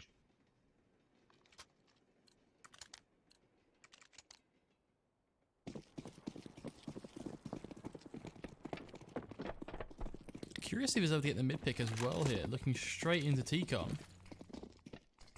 Won't be able to find anything, so not so bad. Sprout, of course, just pistols in play now, so not the greatest of rounds after losing their first to the Japaleno CT side.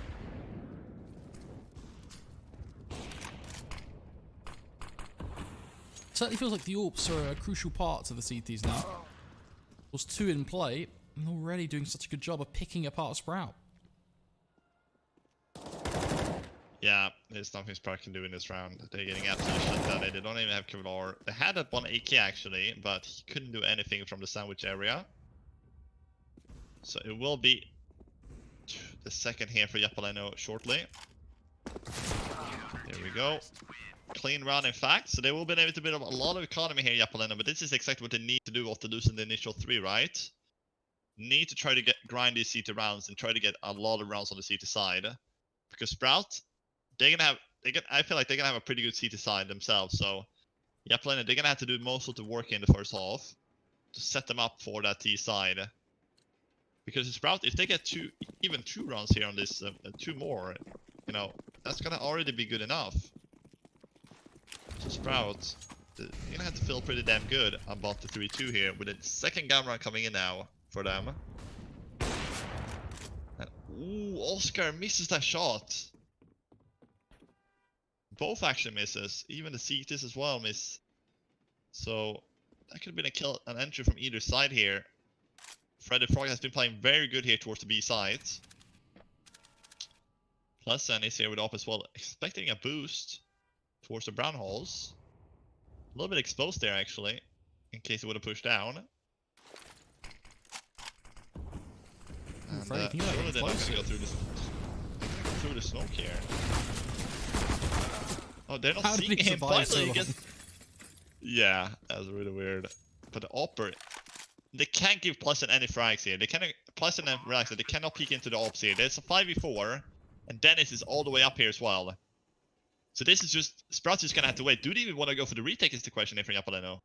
I think if they get the picks, yes. When you're on a double up retake, the objective is to see if that T-side are going to throw anything at you, kind of to your point. So for Sprout, again, it will come back to just be sensible. Don't give the Orcs the opportunity. If they don't get anything, they're not going to push. That's almost a given. So the call already being made, they will begin to back away. Sprouts will get themselves to 4, doubling up on the scoreline of the Japaleno side. But the CT side will keep those 2 Orcs in play. So definitely a valuable outcome here for Japaleno, as they'll be able to go into their next round with a full buy, with the double Orc setup. So they've lost a round, but nothing else will really change. Yeah, so it's nothing really would change, and Sprout, they just get another round here. So Japaleno, of course, that's not going to be good, but would have been, you know, if they just go for the retake, they just throw away all those rifles and ops, and they would have had to rebuy. So now they can keep a little bit in the bank, and well, Sprout, very smart to not go for the peaks. Normally teams, you know, when they have the B side, they usually want to go for the peaks, and then they just lose it because of that. That's when the retake usually comes in from the CTs. But 4-2 here. Relaxa back on the op here, misses another shot. And that means the DGL is going to get punished for it. On towards the A side, so good entry here for Sprout. Return kill coming up from Deson. So Japaleno, they now need desperately to win rounds. They need to start with this one. Imagine them not winning this one. But they have 2 ops, but if it comes down to a retake again here, we're gonna see a similar scenario. Nade from upper, not gonna do any damage, and here comes the play towards the B side here. The op is trapped on upper, and now they're gonna actually force the issue. Again, they're gonna go very, very close here. Bomb getting planted. And Faven is already inside the connector flakes. Oh, that could be huge. Oh my goodness. Big pick on towards Desmond there. That will change. The CT side to retake, especially with Deecha getting more aggressive. Pleasant becomes stuck here out of position with the AWP, trying to make it stick with a PT50, but immediately taken down by Deecha, who's on an absolute riot right now towards these backside areas. First connector, the second kill towards the outer side of train. Relaxer will get 1 for his troubles, but that will be all. He's thinking, what can I save? Will it be the Krieg? What will it be? Unfortunately, a very tight spot for him, though. Does manage to at least find Dennis, so there is that.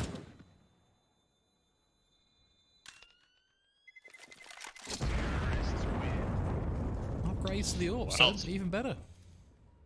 Yeah, so Sprout, everything is going right for them here on the B side. It just doesn't seem like they're planning to have any pressures on the B side. The flashes are coming in, and they can just go out, plant the bomb, and then keep just rushing forward. They don't really...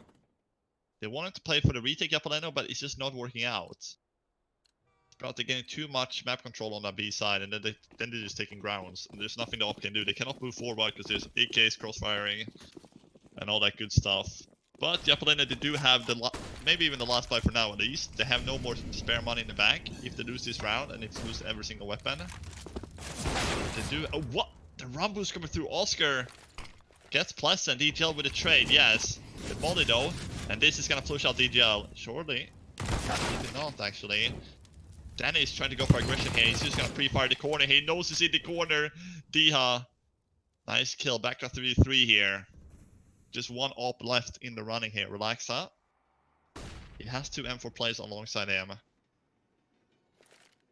D has played really good for Sprout in this past few weeks.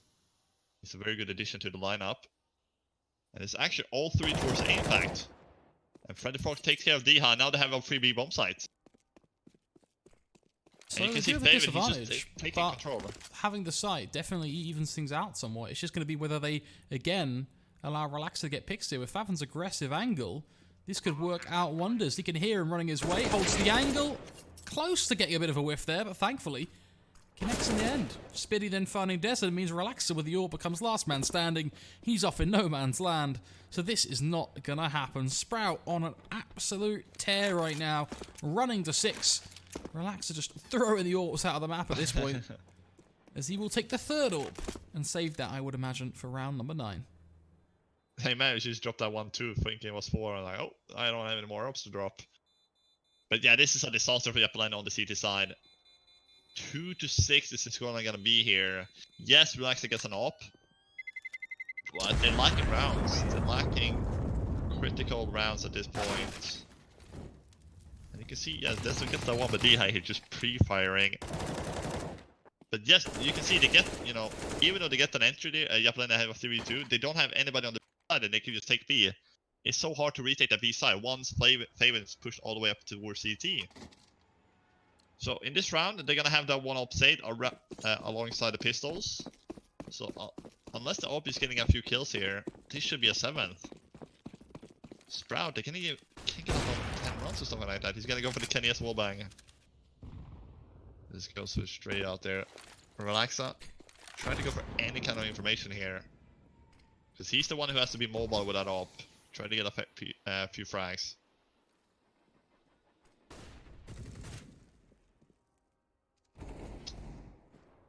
Actually not bad. Giving the AK up as well to Dozen is pretty significant, given he has Kevlar on his back. So that's an extra rifle for the CT side from 0 to 1.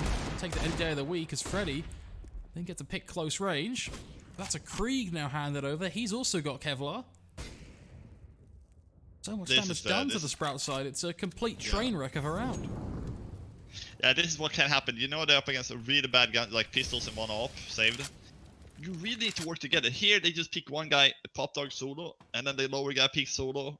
And it's just 1v1 picks coming through for japaleno. There's not a single damage being dealt here on the CT side for Sprout. This is a disaster. This is when you get a little bit complacent. You're winning a lot of rounds in a row. And you're thinking, okay, just do whatever you want here, boys. We're winning anyway. And then these kind of runs happen. They could still pull it back, but Oscar is 10 HP and Speed is down to 45. That Molly is going to push him out here inside the corner. He's actually going to go down, so it's the 3v3 now. But looking at the HP, if Destin just get the 1 here, it should be enough. And they're not even checking him. Oh, they probably spotted him now.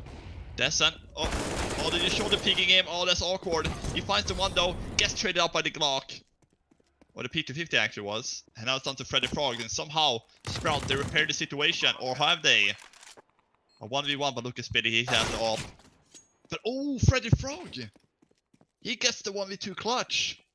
And japaleno, they're winning off back of just nothing basically, just the one saved op. That has to be a really disappointing round for Sprout. You've come into that such a advantage and thrown away so much so early on. Comes down to a clutch in the end, but arguably japaleno did all the work to deserve that round. I think fair play to them, to be honest. Just getting the frags early on was already enough to show the advantage they had. Yeah, they did really good there with that, with the first pair of frags there. Sprout really being careless there. The guy Pop Dog just really, I don't know what he was trying to do there solo. He just, the smoke faded out, he was there solo, there was 2 people peeking him. There's no reason for him to be there when they're up against pistols. So that's gonna be a 3rd for japaleno. Maybe that could be the round that could wake them up here and get a few more. And make this, you know, at least get 6 or 7 rounds here on the CT side. And DGL in the corner here.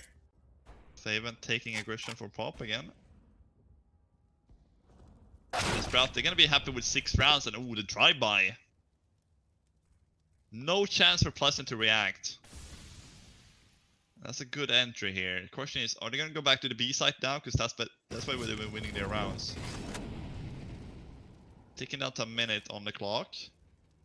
And there's still only 1 B defender. There's no rotation coming out here. And DGL, he actually pushes out for Pop Dog. He gets the 1. He falls back down the ladder. And Freddy Frog, he's still on the B side, not dead. He's in that corner. Now they're hitting B. David should definitely be checking below him. He's not checking below him. Oh my goodness, he's supposed to head. Freddy Frog knows exactly what's up here, but they're checking it anyway. It's a 3v3 now, and this has come down again, Flakes, on this retake. The flank though, look at Destin coming in from behind. Getting 1 for his troubles already. Oscar takes the very close range duel, but fair play to him. Lands the shot and makes the 2v2 just that little bit more achievable. DGL close to the site, spots the player on the site, now has to just chase him down. waits a little too long. Thankfully, Relaxer will finish him off. That leaves just Oscar, last man standing. It's another huge shot. As Relaxer now has to do it all himself. Unfortunately, not enough time wasted. It will be... Ooh. Hold the thought. Relaxer has no kit and got on it at the 10-second mark. I think he might have just had that. Yeah, I think it would have been very, very close. He just got on it when 10 seconds left. But look at this Oscar here, and the second one is so impressive as well here. He's putting the smoke and pops down, shoot it just before it blooms to put himself on a 1v1. So Oscar just done enough to put Sprout on 7 there. And Relaxer, he runs away and saves the AWP. So they do have, once again, an AWP going into this full buy round here. But Sprout is somehow pulling that one out as well. Wow, how are they doing this? I don't understand. Sprout, they're not, they're on a tear right now to pick up this second map. They want to make it a 2-0 here, Sprout, and put themselves on the 2-0 bracket. And, in this Lootbet Season 6 Swiss stage. This is, of course, the second round. Both teams is a 1-0 up. Both won their initial matches. So, really, whoever wins this one will be putting great pair of numbers up here, have a potential for the playoffs, and even potential for a 3-0. So, Japaleno, they do have one more bye going into this round, but if they don't win this one, they're poor again, and they're gonna have to play for an eco. So, 9-3 could be in the cards if they don't win this one, Japaleno, and that will be devastating.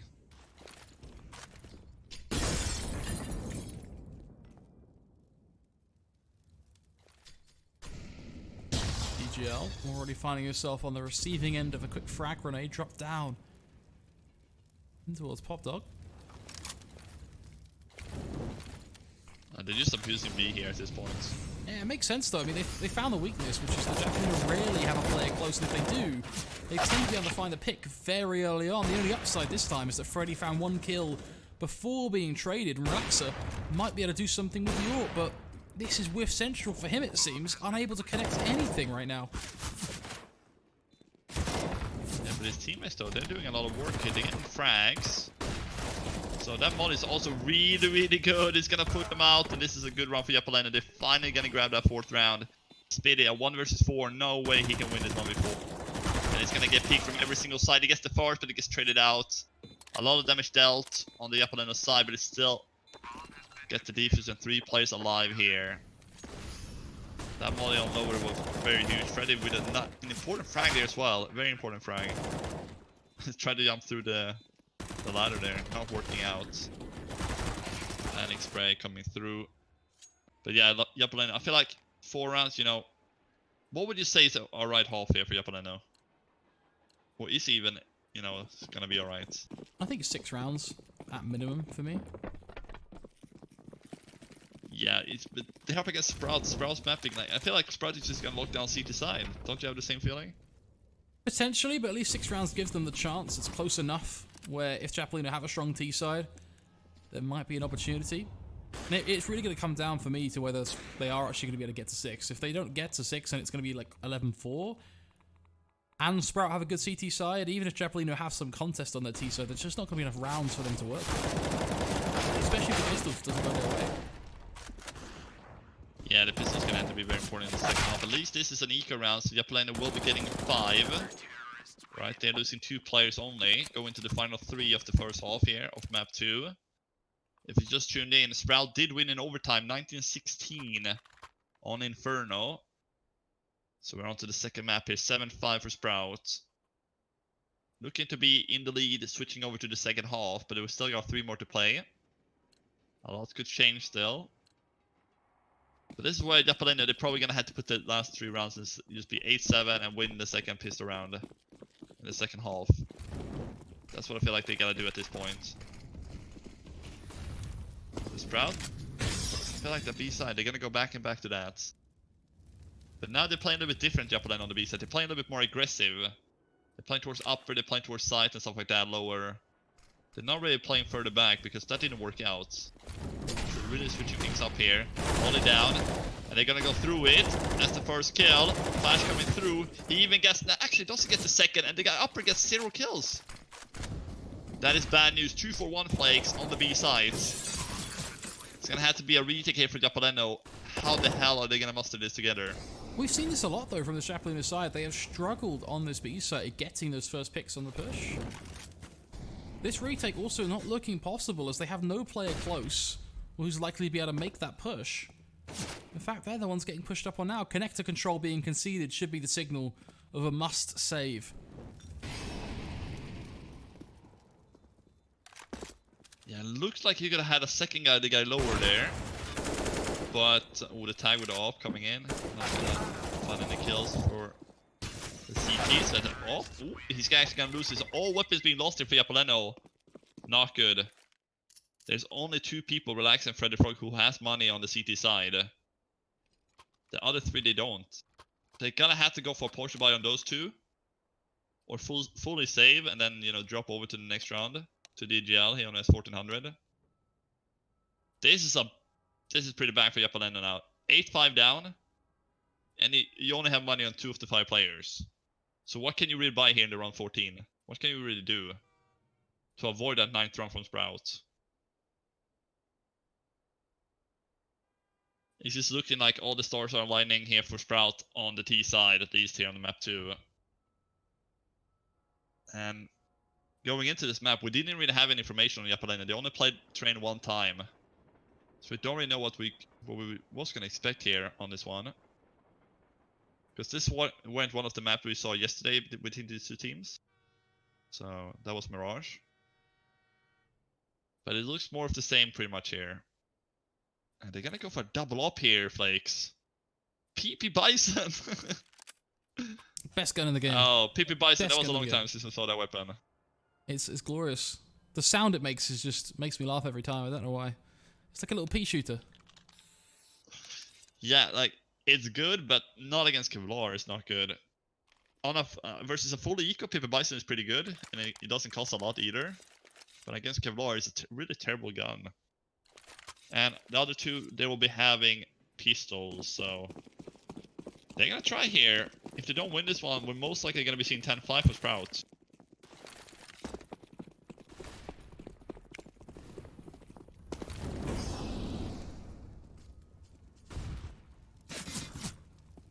Where is Biddy? He's already out here for Sandwich. That's one of the pistol players. He's fighting in the ops. They're getting a pair of frags here each. Second for Freddy Frog. That's 3 op kills. That's exactly what they wanted into this round. Let the ops get the picks here on the long range B sites. And the bomb, is he gonna get planted here? He will from Diha. Oscar need to look to try to turn this back around to them. It's a 4 versus 2 for Japaleno. I don't see them losing this coming into this retake. Desana even picked up an AK. Oh, the flank though. Pleasant's gonna get denied. And now Diha, he can actually use that smoke to his advantage. Oh man, 20 seconds left on the bomb plates. This could come down to the wire. Or maybe I don't not. think Oscar can really do much here. Be USP to death. That will be 6. It will certainly be the 6th round there for Japaleno. It was close in the end there with the time. So if we could just go on 1 more there on the side player, would have been very hairy. But going to the final round 15 here, 8-6 is the scoreline. None of the teams is gonna have 10 rounds, but Sprout, they could be having 9. Unless Japaleno can do something about it. But that's great from the ops, you know. They have 2 ops in the round, they're risking it. The other 3 is gonna have terrible guns. But they get 3 op kills in the beginning there, so very, very nice there from Japaleno. Again, the double op going to the final round here. Missed shot. Oh, he goes for the re-peek and he just stands in the open, Flakes. Disaster Man, again this here is for Japaleno. I mean, there's Yeah. no real recovery for them now. Even if it becomes the A play, which is where the CT side are, this will be a tough one to make stick because in theory, Sprout will just trade their way to victory here. Freddy close towards blue, might have a chance, but with the AWP on his back, it's not ideal. Pleasant will deny the plant, so at least there's that as Freddy does find picks aplenty. Brings it full circle to a 2-on-2, and with the frag Pleasant just found, we actually have a round on our hands here. What just happened? It was a 4 versus 2 for Sprout, and that's all out to Dennis. And he's gonna get double peeked as well, and that's gonna be japaleno picking up 7 out of nothing. They're somehow putting that one Freddy Frog and Pleasant getting 2 each. And that, I thought the Sprouts were just gonna trade here, but they couldn't trade them. 8-7 for Sprouts. Yes, they're still gonna win 8 rounds on the TE side, but that really should have been like 9 or 10 for Sprout in that half. But japaleno, they're somehow pulling it back and they just won behind. That's not too bad actually. Like considering they were down, what was it, 6-2 for Sprout? Definitely far from ideal that they win that round. I mean, that's definitely, as you said, you Sprout 8 rounds. They're going to be kind of happy about that, that's for sure. But japaleno getting to 7, really they should have been hard stuck 6 there. We should be seeing Sprout on 9 in a much more comfortable spot. So maybe a chance. As we talked about before, realistically this game is going to be decided by japaleno's T side. If it's completely trash and Sprout are able just to deliver a CT side that we've seen them do many a time in the past, then we're not really looking at anything for japaleno. It will be a quick 16 sort of 10, I would imagine, more than anything else. So it really is going to be japaleno on their T side, showing us something worth shouting about. They're gonna have to start with a pistol. This is a very important round for japaleno. Otherwise, Sprout is gonna get those 3 rounds for free again, unless they can win the 4s. Like Sprout got in the first half, they got that 3-0, and they get another 3-0. That's 6-0 in the first, 3 rounds of both halves. You don't want to do that if you're japaleno. Oscar sticking around here after the first frag. Flash coming through. He's gonna get flashed here, but his teammate behind him, he is being boosted up. He's getting himself a couple of shots in return. He's gonna fall back. 50 seconds to go for japaleno here. They do have a little bit of utility, so you can see 2 smokes and 2 flashes. So they could make an execute here. And I think that's what they want to do as well. They were planning that from the start. Even though they lose a player. Here comes the shots, here comes the smokes. Random spam from Sprout. This is a must-win pistol round for japaleno. They can't afford to lose this one as well, and it's falling completely apart here. It's down to DGL, and it's a clean round from Sprout. Every single one from Sprout are getting a kill except Diha. Spit is gonna find 2. That's gonna be the 9th from Sprout, and japaleno, do they really want to force into this? Or could they just take a full eco and give them 10-7 and then buy on the 3rd? Instead of giving them double rounds. Not a good start for japaleno here. And we said, yeah, the T side is really gonna have to show up. You were talking about 16-10 maybe for Sprout if they don't. And they will actually treat this as a full eco. So we will see that 10-7. I kind of like this, Flakes. I don't, if they would have forced this, it's going to be, 11-7. But, give them 10 and then go for buying the next. And try to pull it back. Exactly, playing it safe. They've realised that at the end of the day, Sprout aren't going to have a huge gap on them. So being safe here, getting the full way up in round 18 is far more important than going for a force here, losing this round, losing 18, and as you said, allowing that 11 rounds. That's a much more dangerous spot, because then if they do lose their full buy, you're already looking at potentially 13 on the board for Sprout. Yeah, and you gotta win this map as well, otherwise you're gonna lose this best of 3 as well, because you lost the map 1, so the pressure is on the japaleno side to try to pull this one back. Sprout, they know that they are one of the favorites in this entire tournament to win it. I think they're the 5th best ranked teams. Like they're the best ranked team, non-playoff teams, like high seeded teams. If you take away those 4 teams, they're the best ranked team. So realistically, they should be taking a 3-0 here in the Swiss stage. So this shouldn't really be a problem for them winning this kind of matches. But japaleno, they've been showing up here, so that's why we're not giving Sprout a free win here.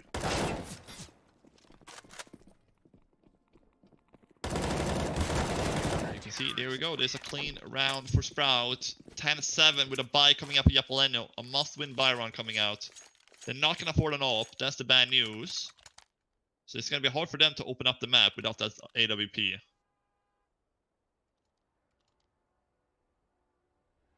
We saw how strong the double up setup was in the first half, which was particularly interesting. I wonder if we'll see something like that come up towards the later stages of Sprout's play on CT. But like you said, for now, no warp in play. It will be just SMG galore for that CT side. And for Japaleno, at least just the AK's Freddy, buddy. So much damage done by one Molotov there. Second molly comes through. That is a disaster of a start for Japaleno. You should not be losing out T-Con control in that way. No, and we got a boost coming through here, up here in the corner. You can get stuck in the corner there and you can just go away. That's a little bit nice play. You know, not a lot of people know that. That you can get stuck in the corner, but it's not really gonna do anything for Sprout because they're getting absolutely wrecked here on the A side. Faven need to try to pull this one back. Bomb will be picked up here. Faven, a lot of work in front of him. There's still a guy in main, boosted up there. Faven, if he doesn't get a kill here, things could be looking hard. Japaleno, this is the first gun run here in the second half. They need to win it. This is, you know, this is the first test from, you know, that Japaleno is going to be up against. Try to see what they can do here. Dennis is on the B site. 32 seconds to go. The bomb is making its way towards B. The Ivy player, DGL, is going to be running back lines here. 22 seconds left. They need to make the execute here. Dennis. Oh, the molly coming through, but it's already too late. It's already through there. But there goes down upper. Dennis with the frag. Molly on Plessa. Plessa need to go for the plant here. He has a stick. It's 10 seconds left. And here we go. And he's going to get denied. There's no time. It's done. It's a 2 versus 1. He can just hide here. Or he's here. Like, it maybe just be enough time. Oh, it's just enough. 1 second left, Flakes. How does he get that one down? That is a crucial plant. It's exactly what you need right now if you're Japaleno. A way back in to this game with one big plant. Now they just have to secure the round. It's planted for them as well in a great spot here. Bavin given very little opportunity. Force an early duel, but this is the man that won a 1v3 to force us to OT in map 1. This time around, though, taking a much more passive approach. And he gets double swung. Very little he can do about it, unfortunately. 1 second. In Manny, he would have just been 1 second slower on going out to the B side and stuff like that. Just something, 1 second.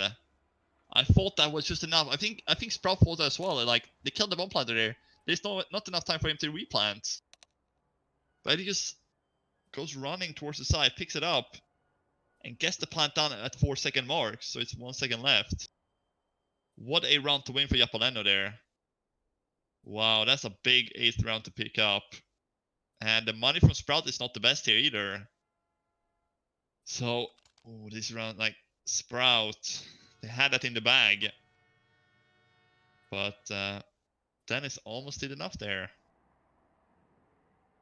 But not quite.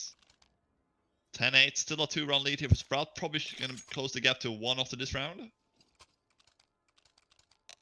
But Japaleno, they're going to have to keep spending money because of it. You see, money keeping spent here. So if Sprout can get 2-3 kills in this round and win the next round, they're going to have to equal Japaleno. So it could still be Sprout running away if they make a lot of damage in this round and win the next one, the 20th. But this one is just going to be a few Kevlars and upgraded pistols.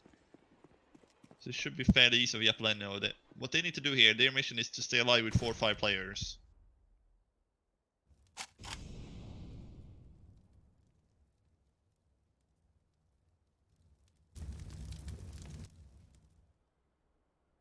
Like they are just going to be grouping towards B again.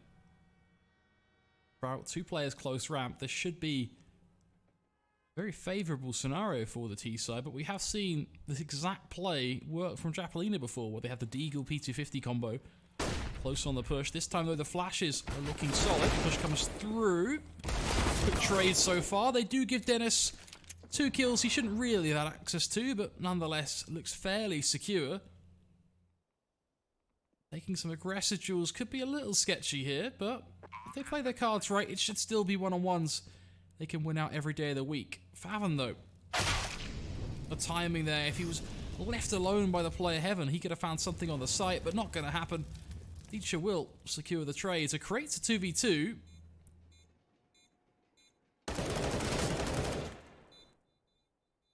Yeah, they're not going to win the round here, Sprout, but they're doing a lot of the damage, as I was saying. 3 kills is very important in this round. They get 3 kills, and that means that Japaleno, they're going to have to keep forcing it. They always survive with like 2 players every single round here, Japaleno.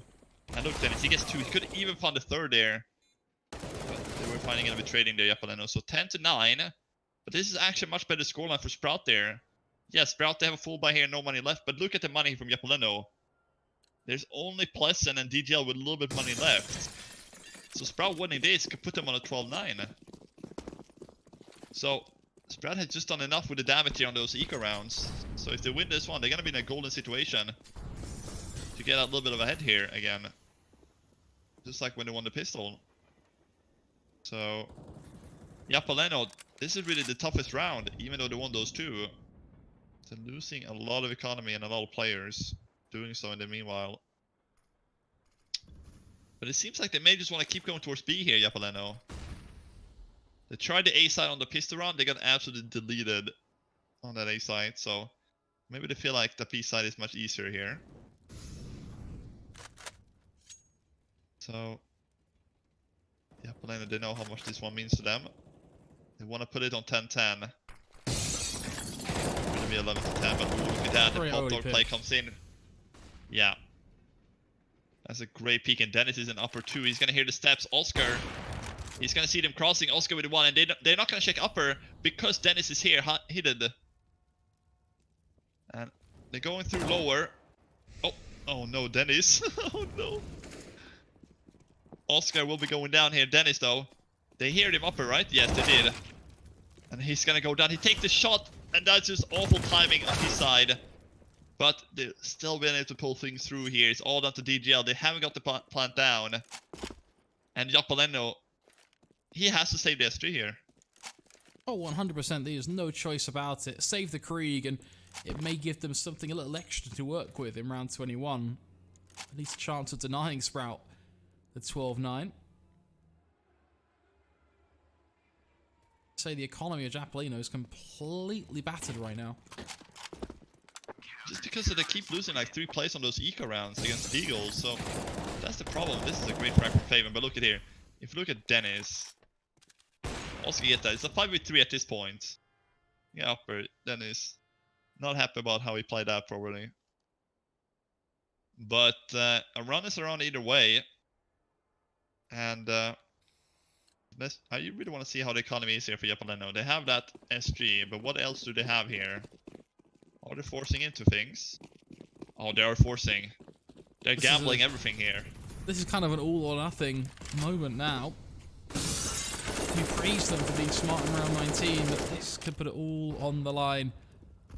They will be supported by a little bit of loss bonus if it all comes up for Sprout, but even so, that's not going to be enough to save them. A pretty sizable gap that Sprout will be able to create. Likely to see 13-9? Yeah. They popped. Oh, why is he pulling out the nade there? A great trade there for Relaxa in the end. It gets a free trade with it. The solo But B now player there's as 3 well. towards A. This could actually work out for Japaleno. They've baited the rotation in from Oscar. It's all going to be on Dennis to do it himself now. Sees the push come through, gets 1, immediately backs away, then re-swings. Does some good damage, but that's going to be all. Oh man. They're pulling things back here. Benny, he does find it back to 2v2 here. There's a guy on the side. I think he saw him. You should know there's a guy on the side. The planter is still alive. They're actually both on the sides. Lower train. And there's D-How with the AWP getting himself the second, and now it's a 1 versus 2. Freddy Frog. Oh, it's got to push. He doesn't expect him to be close. Why wouldn't he expect the close train there? Freddy Frog about to go for the 2v1 clutch. 10 seconds left. There's no time. He doesn't have a kit here, Diha. And he's not gonna get the kill. Japaleno, they pick up the 10th. And wow, he's just oblivious to the close angle. That's a complete disaster. But Favon as well, pulling out the smoke to drop it, not expecting a second player to come, I suppose. But he was right in front of them. Yeah, really weird there, Sprout. Like, the thing with Japaleno, they baited out all the... Like, they baited out the B players to rotate to A with that kill towards Pop Dog.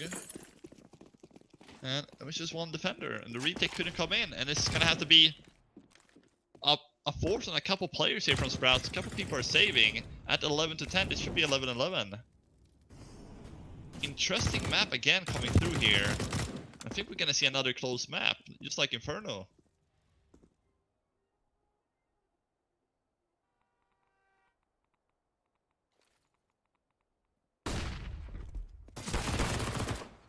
Ooh, Dennis.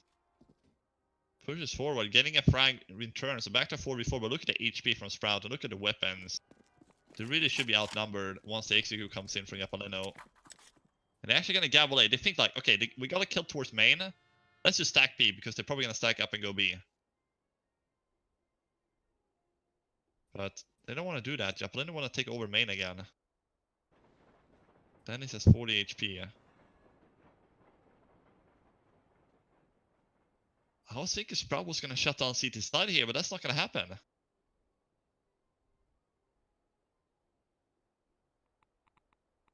And now they're figuring out they're pushing B, so they know that B is going to be clear here. 38 seconds, Flakes, and they're coming out A here for Japaleno.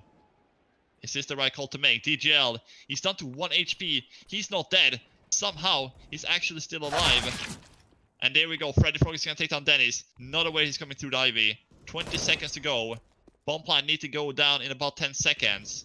Spitty, we're playing around the clock here. He's gonna get flanked out. Favon in a 1 versus 4. He's gonna be going down, but just what if the gel fall down there, that would have been a whole other scenario. It woulda, it coulda, but it wasn't. Japaleno, 11-11. For one gamble, they've tied things up completely, and now they are set to take the lead as Sprout have very little to work with going into round 23. Likely a full save from them with some frag grenades to throw into the mix. We should be seeing the Japaleno side walk out ahead here 12-11, position themselves with a real chance of at least winning this game. Have to take it to a third map, of course, but a chance nonetheless. It's definitely a big chance here. They've been stepping up on both maps. Inferno, they're putting up a real fight. Here, again, they're putting up a fight on the second map. Sprouts, they're really gonna have to fight for these rounds. And that's a beautiful kill from Diha. Headshot through the wall there a little bit, through the box. Great entry here. And, you know, if Japaleno, they cannot lose this eco around here. They got 1 scout, that's all they got here. Alongside the USPs. So... don't feed into Diha here. That's all they're gonna avoid. Minute to go with an entry. Japaleno, perfect scenario to get up on 12-11 here. And I don't think a lot of people expected after Sprout winning, you know, Japaleno's map pick on the first one that this would go to 3 maps. But really, it could be happening here. And oh, the push coming out here from Spitty. Questionable push there with the USP. Towards the Ivy. Now this is gonna be an A wrap. I'm gonna wrap it up like a sandwich here on towards the site. Oh, the scout shot coming through, not quite gonna tag him. They will get the tag, the first tag, but it goes down. Good trades here from the Japaleno. They don't even get the kill out of it here from Sprout. And it's a 4 versus 2. Plenty of time left on the bomb to get planted here. It's all in Oscar. And he actually gonna get 1. Shouldn't be getting more than that. No, he won't. Japaleno, they're in the lead here, Flakes. And they're ready to fight for this map. They just have to keep this going now. I mean, they've had a great start. They've got back into this game as well. They've started to figure out how to take the A site, which I think has been probably the missing link for them, to be honest, given that they were very reliant on the B site early on. Everything is starting to come up for this T site. It's going to be on them now. Get to 13 and start to bridge that gap. Really needing, of course, a couple more rounds to get map 2 in the bag. Yeah, going to the third map is not What I was thinking at least was going to happen here. Probably could still not happen, but Diha. Oh, the double peek here though from the CTs is absolute gold, and they're finding both towards the Ivy. Good start from Sprout. That's exactly what they need, but they still only have one player towards the B site. There's again connector with a fast rotation though. The bomb is all the way back in T spawn. So Japaleno not off to a strong start here in round 24. Double nade down in pop. Nobody's gonna be there. And now Sprout. I like this play from Sprout. They take a more defensive position after finding the two entries. There's no reason to go for more frags. They don't need more frags. They just need to hold off the choke points, and that's exactly what DH is doing here towards the main. And now it's just the two remain here. 5 versus 2. If Sprout can keep 5 players alive, that will be golden for their economy. It's pleasant. How does he find that one?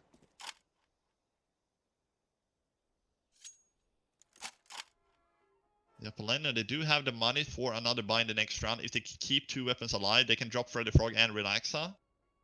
And everybody else can buy. So that's what they're going to try to do here. Save the SGs and the Galil. Drop it over to your teammates and have a full buy at 25th round at 12-12. And get another shot at the round, because this one was lost since those 2 Ivy kills basically.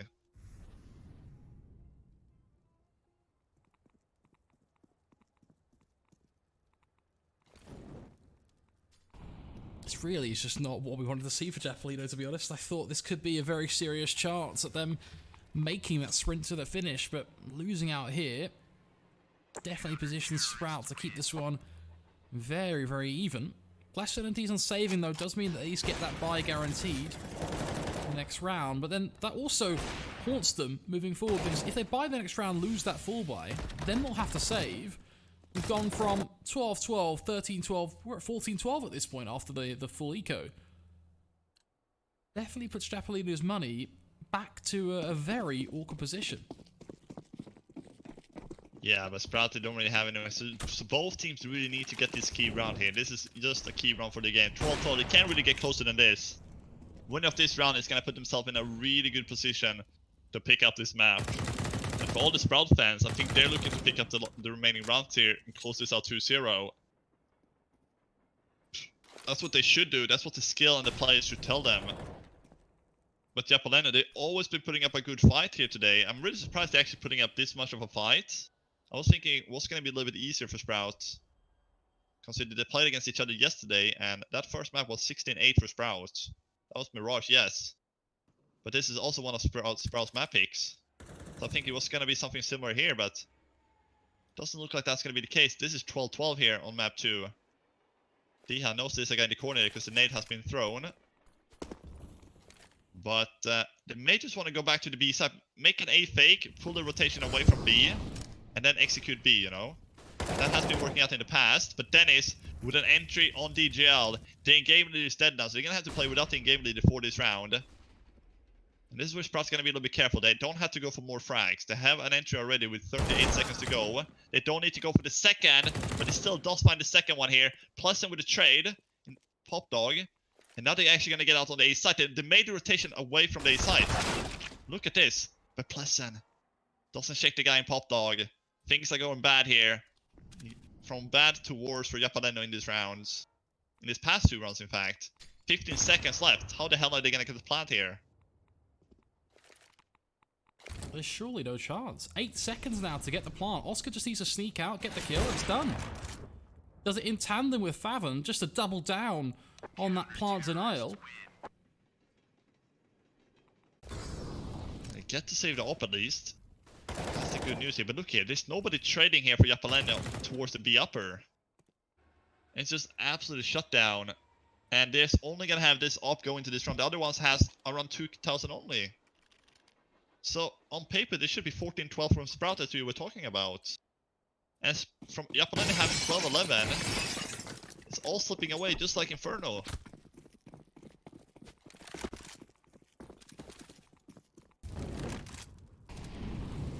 Still, a glimpse that they can still put this one off, because Sprout, they're going very aggressive against these pistols here. They gotta be very careful they're not doing the same mistakes again. But they do have that one open Relaxa.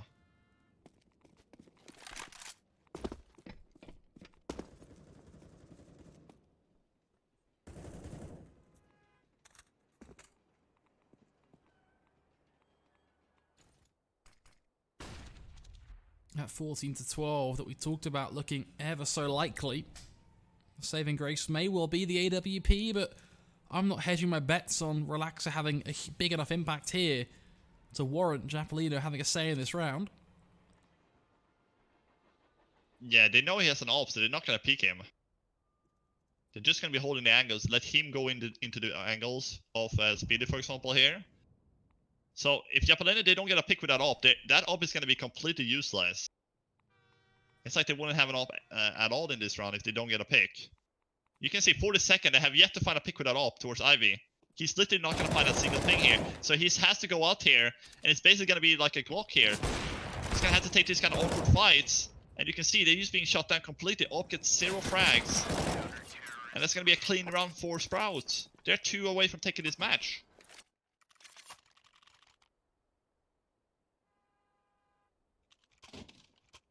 At this point, Japaleno, they're a little bit too far gone. There's 4 of the 5 players can buy. Relax is the only one who can't afford an AK here at this point. In this 27th round. But they need to buy around him anyway. They can't just save because of the 1 player, you know. And we have a pause, I think, for Japaleno here, tactical. I need to talk things through here. And we can see here, Flakes, double up setup. That's so powerful on the CT side train.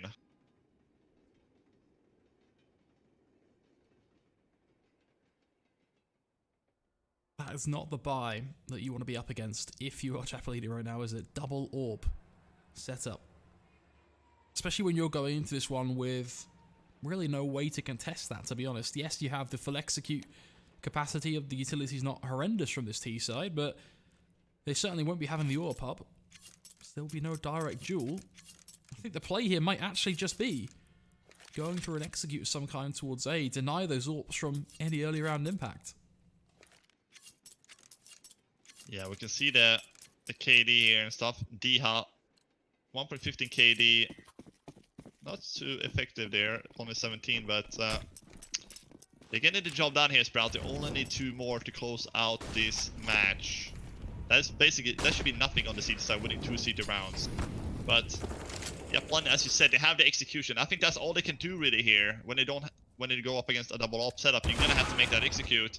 And well, Oscar, the first AWP, he's gonna miss the shot here. They're not gonna check the corner where Dennis is. He finds himself a double. But that's not where the action happens, Flakes. They're gonna go towards A. It's just a fake towards the B, and it's an absolutely bloodbath for Japaleno. DGL and Freddy Frog. What can they really muster together here against a 4v2? Freddy finds the first. DGL, he's gone now towards Olaf. It's really a Spiddy's round now. If Spiddy sits in his exact position, he should be able to get this pick on towards DGL. He's actually going to take the fight, though. Oh, Spiddy. Oh, buddy. Not the duel you want to take. That creates the 2-on-2. Faven could be in a good spot, but he's not going to take the peek. You can tell right at the last moment, letting the bomb go down.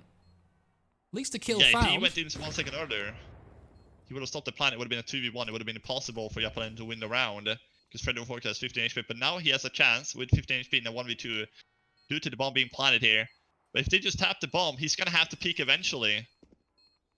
And oh man, he's going towards the green train here. They're just tapping the bomb.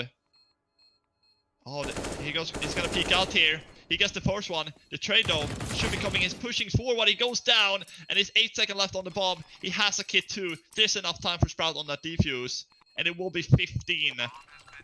Just barely, they're gonna get that 15th round. So 3 match points for Sprout. But look at Dennis, huge play towards the B side. And Faven, just a second earlier, would have made this not this hairy. Definitely gets a little hectic, that's for sure. Just keep in mind, only one of those players had a kit in that scenario, so if he gets the right frag there, he could be looking at a different outcome, as there would have been no time to go and fetch said kit before getting the defuse. Definitely, but now this is where Sprout is so strong. Just closing out these kind of close games, just like they did on Inferno on the overtime. This is usually they usually don't let this one run away to another overtime. I feel like, you know, look what they're up against. Yes, there's a lot of utility on 3 of the 5 players, but they're up against a pretty pretty bad utility. Relaxo doesn't have anything, Descent doesn't have anything, so on paper this should really go in for Sprout here, 16-12. Unless they make a good play here, Japaleno. They're actually gonna go straight out to the A site. This is a fast play towards the side here. And this first entry coming up for the CTs. There's the second for Diha. Go for the third here. But they're shutting things down here, Sprout. It's only down to Desson and DGL with the AK and SG. And that's the one down. It's gone. It's done. 16-12 for the second round for Sprout. They're going to take this match 2-0. Another 2 victory for Sprout. Same result as what we saw yesterday. Trey, not quite as tight as the first. It didn't go to OT. But one thing's for sure. Japaleno put up a bloody good fight. Fortunately, the result's still going to be that loss, and it will put them down to the first bracket of Swiss, where teams hold loss. Join us some more in just a few minutes' time for a second best of 3. Going through the smoke walk. She's gonna go down. Walk 6 with the AW position. Our Shaker's moving in as well. Echo Slam connects on it too. Back row tire down as well. It always wins the brawl. Or can we cast the cursor? There we go.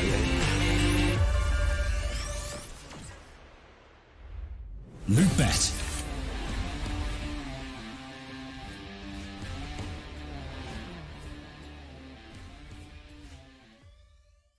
It's amazing how much I love betting on esports. It's so cool. What's even better is when I can use Cash Out. Wait, you didn't know about Cash Out? Cash Out is when you can get your stake back even when your bet is going against you. Just one hit and your money is safe. So go to Lootbet to cash out now.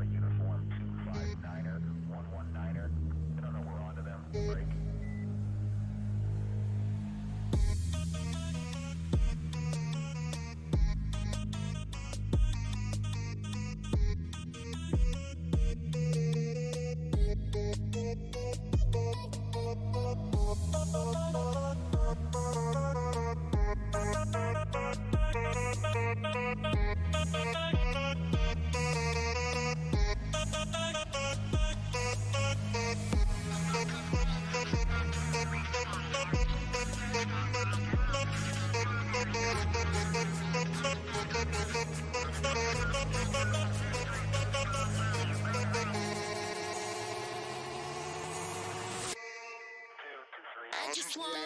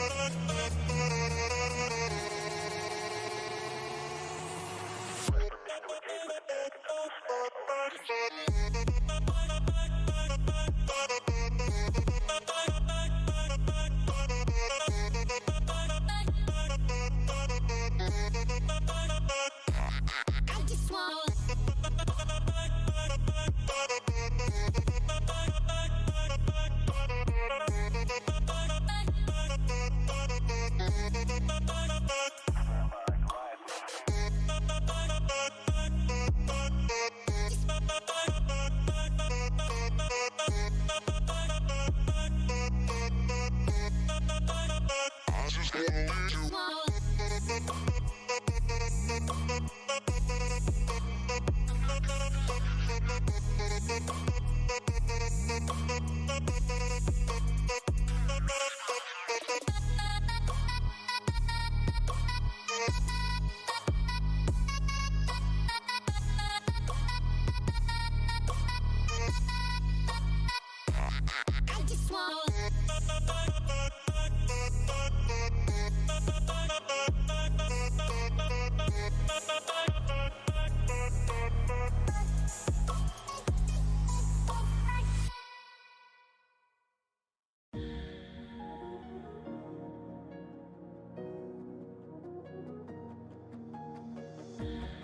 say never is never the solution. I got a new life, I got a new life. I want you to give me back the spark of light that once held me up.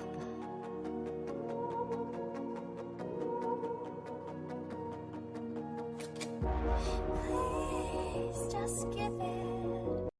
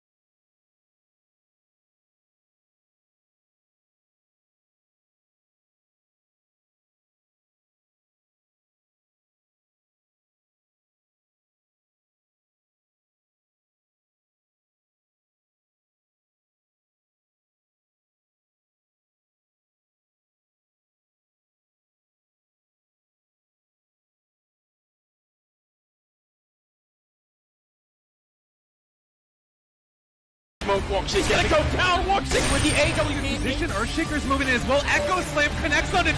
Back row tire down as well. Red always wins the brawl. Or can we cast the cursor? Oh, there we go.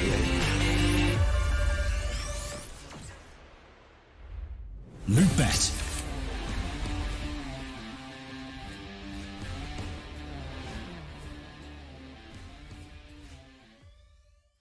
It's amazing how much I love betting on esports. It's so cool. What's even better is when I can use Cash Out. Wait, you didn't know about Cash Out? Cash Out is when you can get your stake back even when your bet is going against you. Just one hit and your money is safe. So go to Lootbet to cash out now.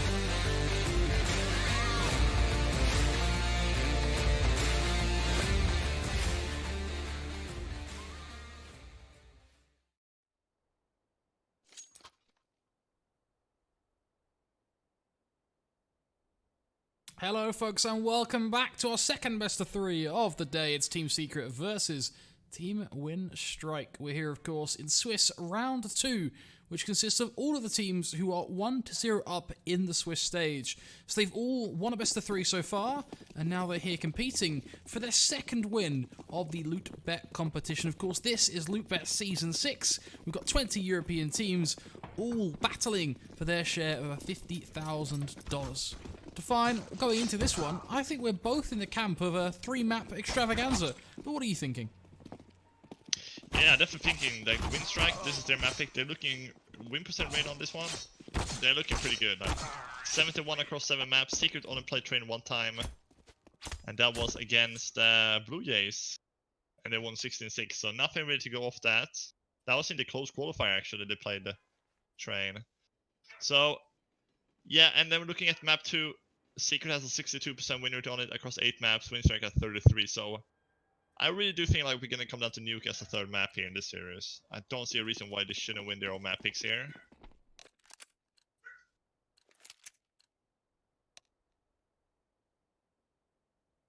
So yeah, I just think Win Strike probably is gonna pick up Train here. We're gonna see Train again with just Train, and then we're gonna see, you know, probably Win Strike winning this one.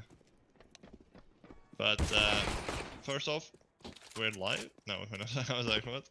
So we're gonna be starting off very, very soon here. But what do you think, Flake? Do you agree here? We're probably gonna see them winning their own map picks? Because like on paper that should definitely happen. But we did see what happened on the first series. You know, japaleno almost taking both maps actually. They were really close on both maps.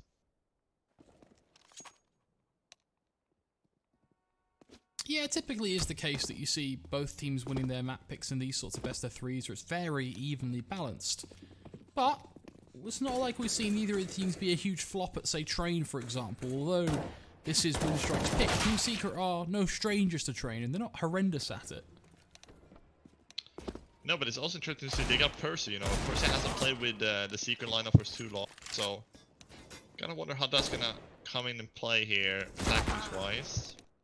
If they haven't played too much with, you know, with Percy, that could be a problem coming down the line here in this match. But we're, of course, we'll be kicking off here now. Let's see, Win Strike against Team Secret. The CS against the European team, you can say. They're a little bit mixed, nationalities-wise. So we're gonna be seeing 2 sets of nades here on the Team Secret side. And we're gonna have 3 players with Kevlar here, and we're probably not live still. I think they're gonna restart the round. So we're not live, ladies and gentlemen, yet. Yeah, looks like a quick issue that we hopefully can get resolved with a quick restart. Get things underway. Of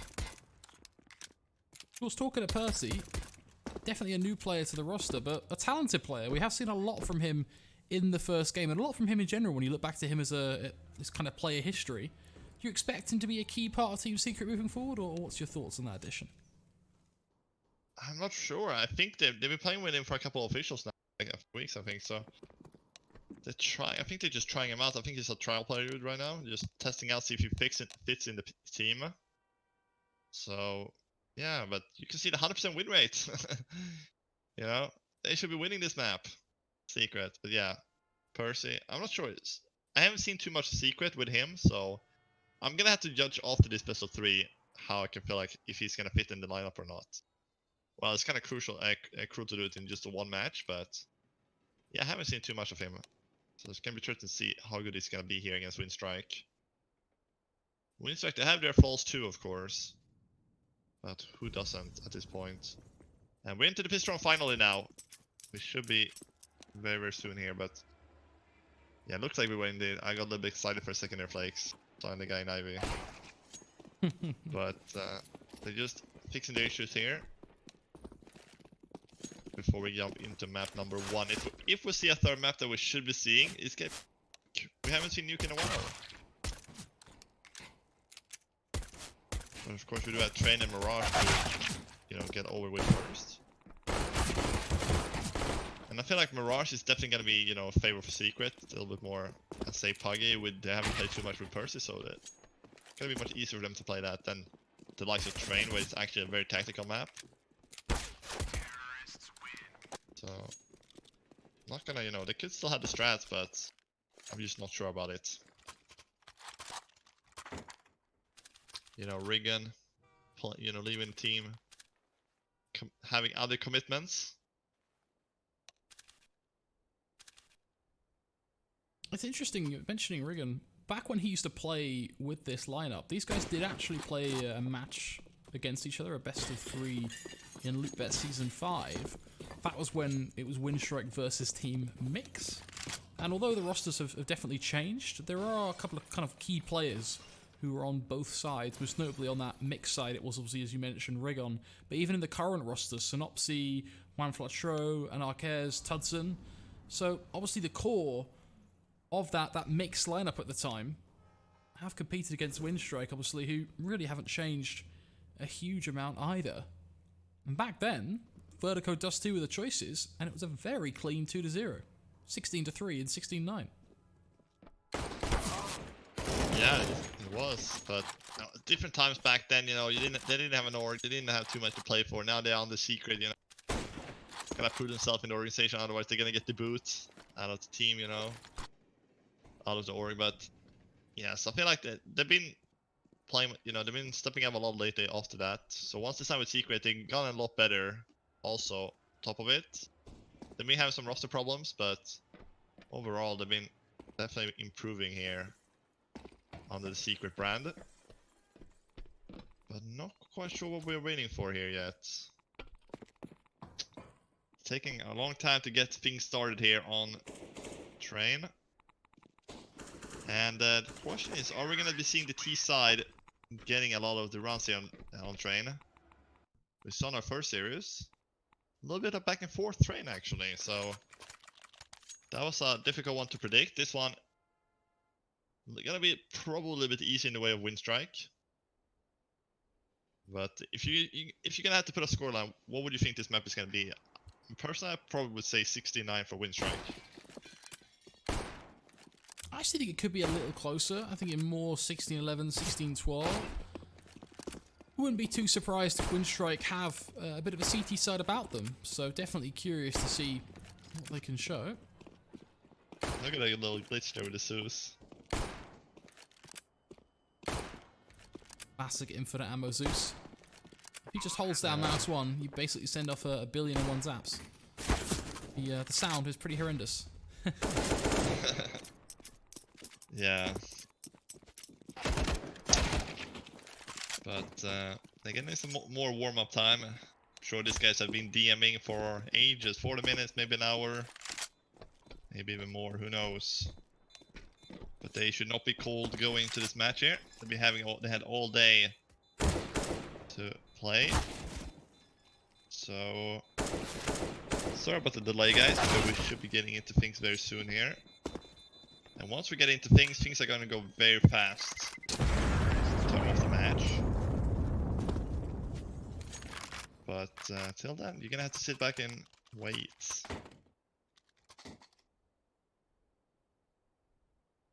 Hopefully a quick issue. We are, of course, folks, just waiting for a bit of news on exactly what the problem is. I'd imagine both teams just trying to make sure they are completely comfortable.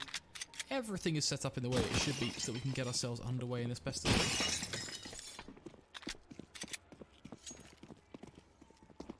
Are you surprised in the veto to find? You think they could have come out any differently?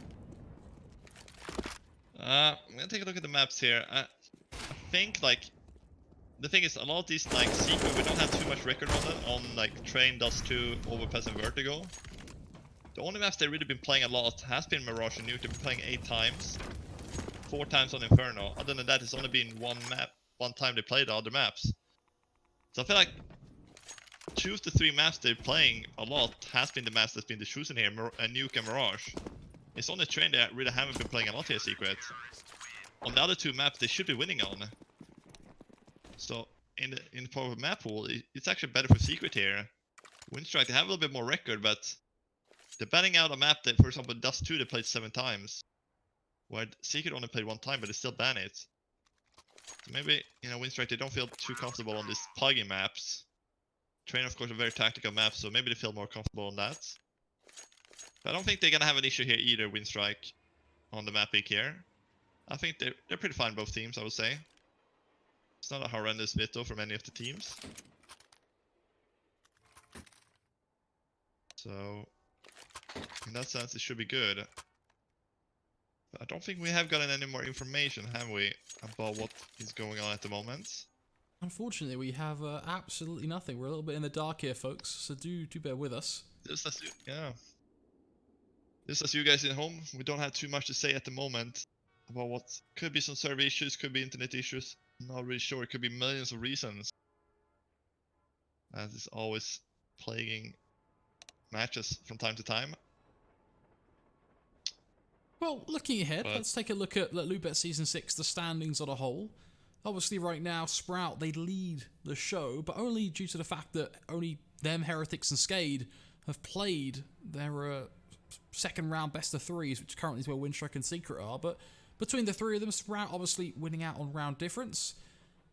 Any surprises for you on who lost their first best of 3? Obviously, the key teams losing, like Prosto, Ago, Smash, Nordavind. Any key teams surprising you there?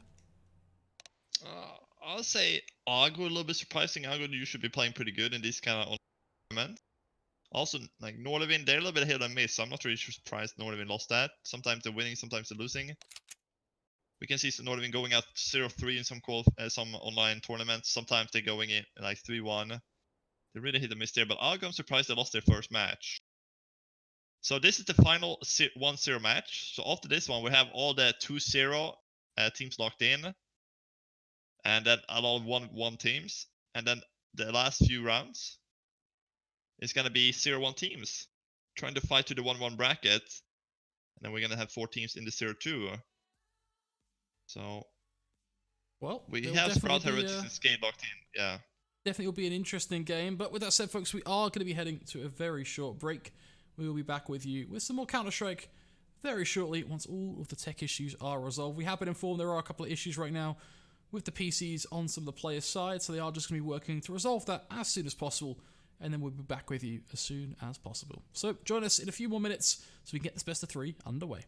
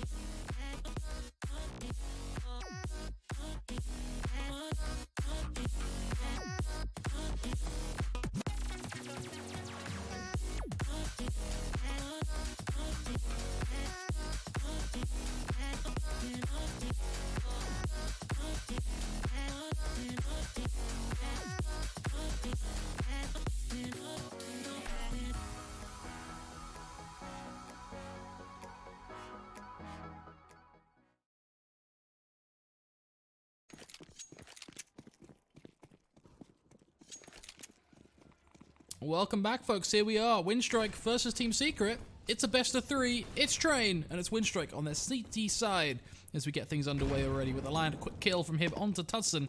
The B site is being taken, but Krisen having none of it. Quick headshot from him. Following up on the bomb carrier Synopsy. This is looking pretty poor from the Team Secret side. Yeah, it definitely does, and it's 5v2 now, so Krisen has done a great job defending this B bomb site. A quick pistol round for Team Secret. Doesn't look like it's going to work out, and he forgot about the bomb Percy, but it's going to go down from the flank. And that should be the wrap that they have here. Windstrike with a fast pistol for them on the CT side, and that's a beautiful opening start here from Windstrike on their map pick, you know. You get the CT pistol, and now they really can get things rolling here. On a, like, Secret, you know, not having any luck on that B side, but they're going to decide to go for the force here. They're gonna try to win it right back to like, okay, we lost the pistol, boys. Alright, let's just go for the force buy and win it back to 1-1 here.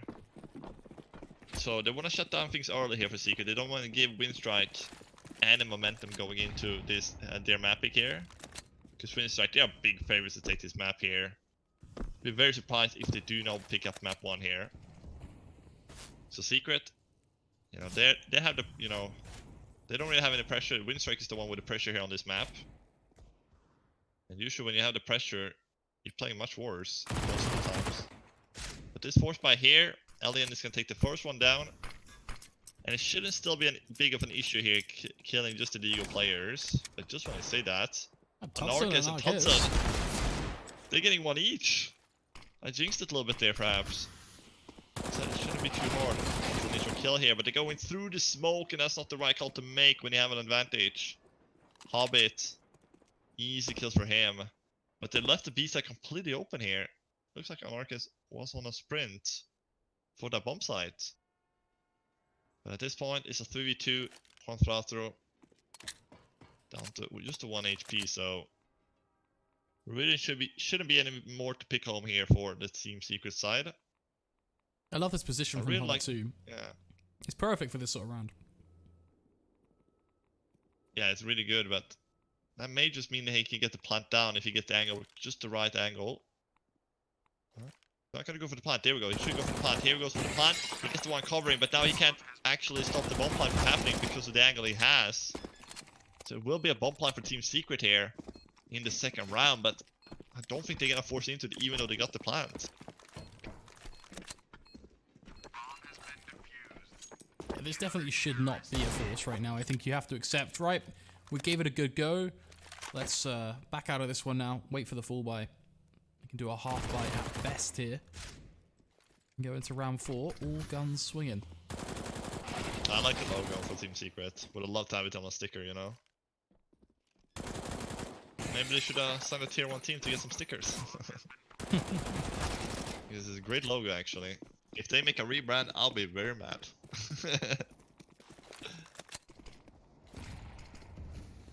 But yeah, you can see the pistol Kevlar here on 3 of the 5 players from Secret. So we should see 3-0, and you said we go into the 4th is where the guns will be coming out for Secret. So this should just be a formality at this point, but oh, Krisen missing a lot of shots there. Doesn't even get the 1 frag with M4. And that means that Synopsy can actually pick up the silencer. Or not the silencer, but M4 at least. Oh, that guy just going down lower for no apparent reason here, and they just try to force the issue here. And it's gonna be down to just a 3 here, and it's going absolutely crazy for Team Secret. Somehow they may just been able to pull out the round if they get a little bit lucky with them, but luck takes down the second last player. It's down to Percy, the new player for the roster. Picks up that M4, can't stand his ground, and it will be the defuse coming in as well. So a 3-0, but a lot of damage and a plant here for Secret gives them a lot of money to work with. They'll set them up to come into this one with everything they need. They'll have the AWP, they'll have the 4 rifles, all the utility, all the trimming. It's a Sunday lunch gone perfect.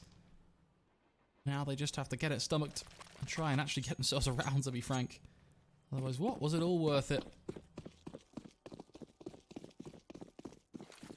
Looks like the play will initially be put pressure towards Ivy. And Arquez maybe will be able to find himself a pick or two. Hobbit the player to find, of course.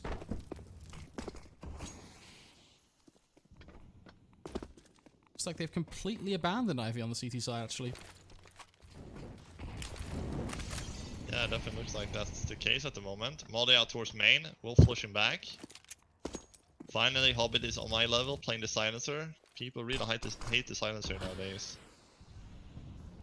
The slower fire rate and the less bullets. But it could be good in a map like this, when you play the short point, the angles. Flashes coming through on Ivan, this is where the silence could be very useful actually, because there's two crossing through. But Anorca still gets the one, there we go, Hobbit gets the trade, but there's two people through. So, how are they gonna deal with the guys wrapping on the old bomb train? There's two players right here. Prison though, he's actually wrapped behind, and that's the bomb carry down, and he gets the second. Team Secret not managed to make anything else that edge kill that Anarchist gave to them, and they got completely get overwhelmed here. Juan, last man standing here. He will be peeked from Pop Dog here. 1, 2, 3, and there's the peekaboo kill. 4 safe for win strike, only losing 1 player flakes. Not a bad start from the CT side. Not a bad start at all. I told you right from the get-go, Windstrike likely got a pretty good CT side here. Seems to be the case. Starting very strong. Very one-sided round, and Team Secret now going to be left here again on just pistols and deagles.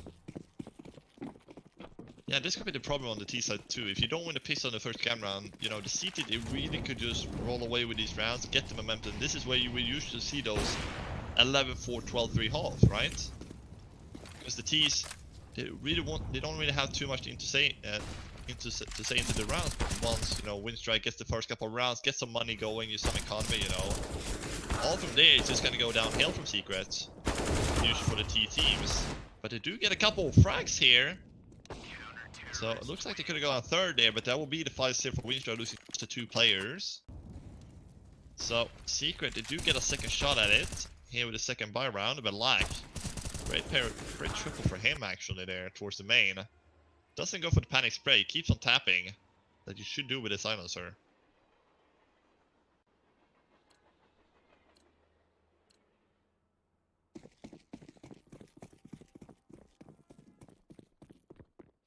Now looking for that sweet 6-0. I mean, what's not to love if you're on the CT side right now? Everything is going your way, but here finally, something from Secret. They pipe up with a quick kill, taking down Lackey towards Ivy. That could bode well. Maybe a Lion can find a trade though. Spots the leg, can't quite find the kill. And again, Windstrike completely conceding Ivy control. They just don't seem to care about that piece of the map right now. It has worked out for them. You know, they've been winning that last round. The Secret sent, I think, 3 players towards Ivy. Didn't really work out that time around. So Windstrike, they do more of the same here, really. Oh, the flash could have been perfect.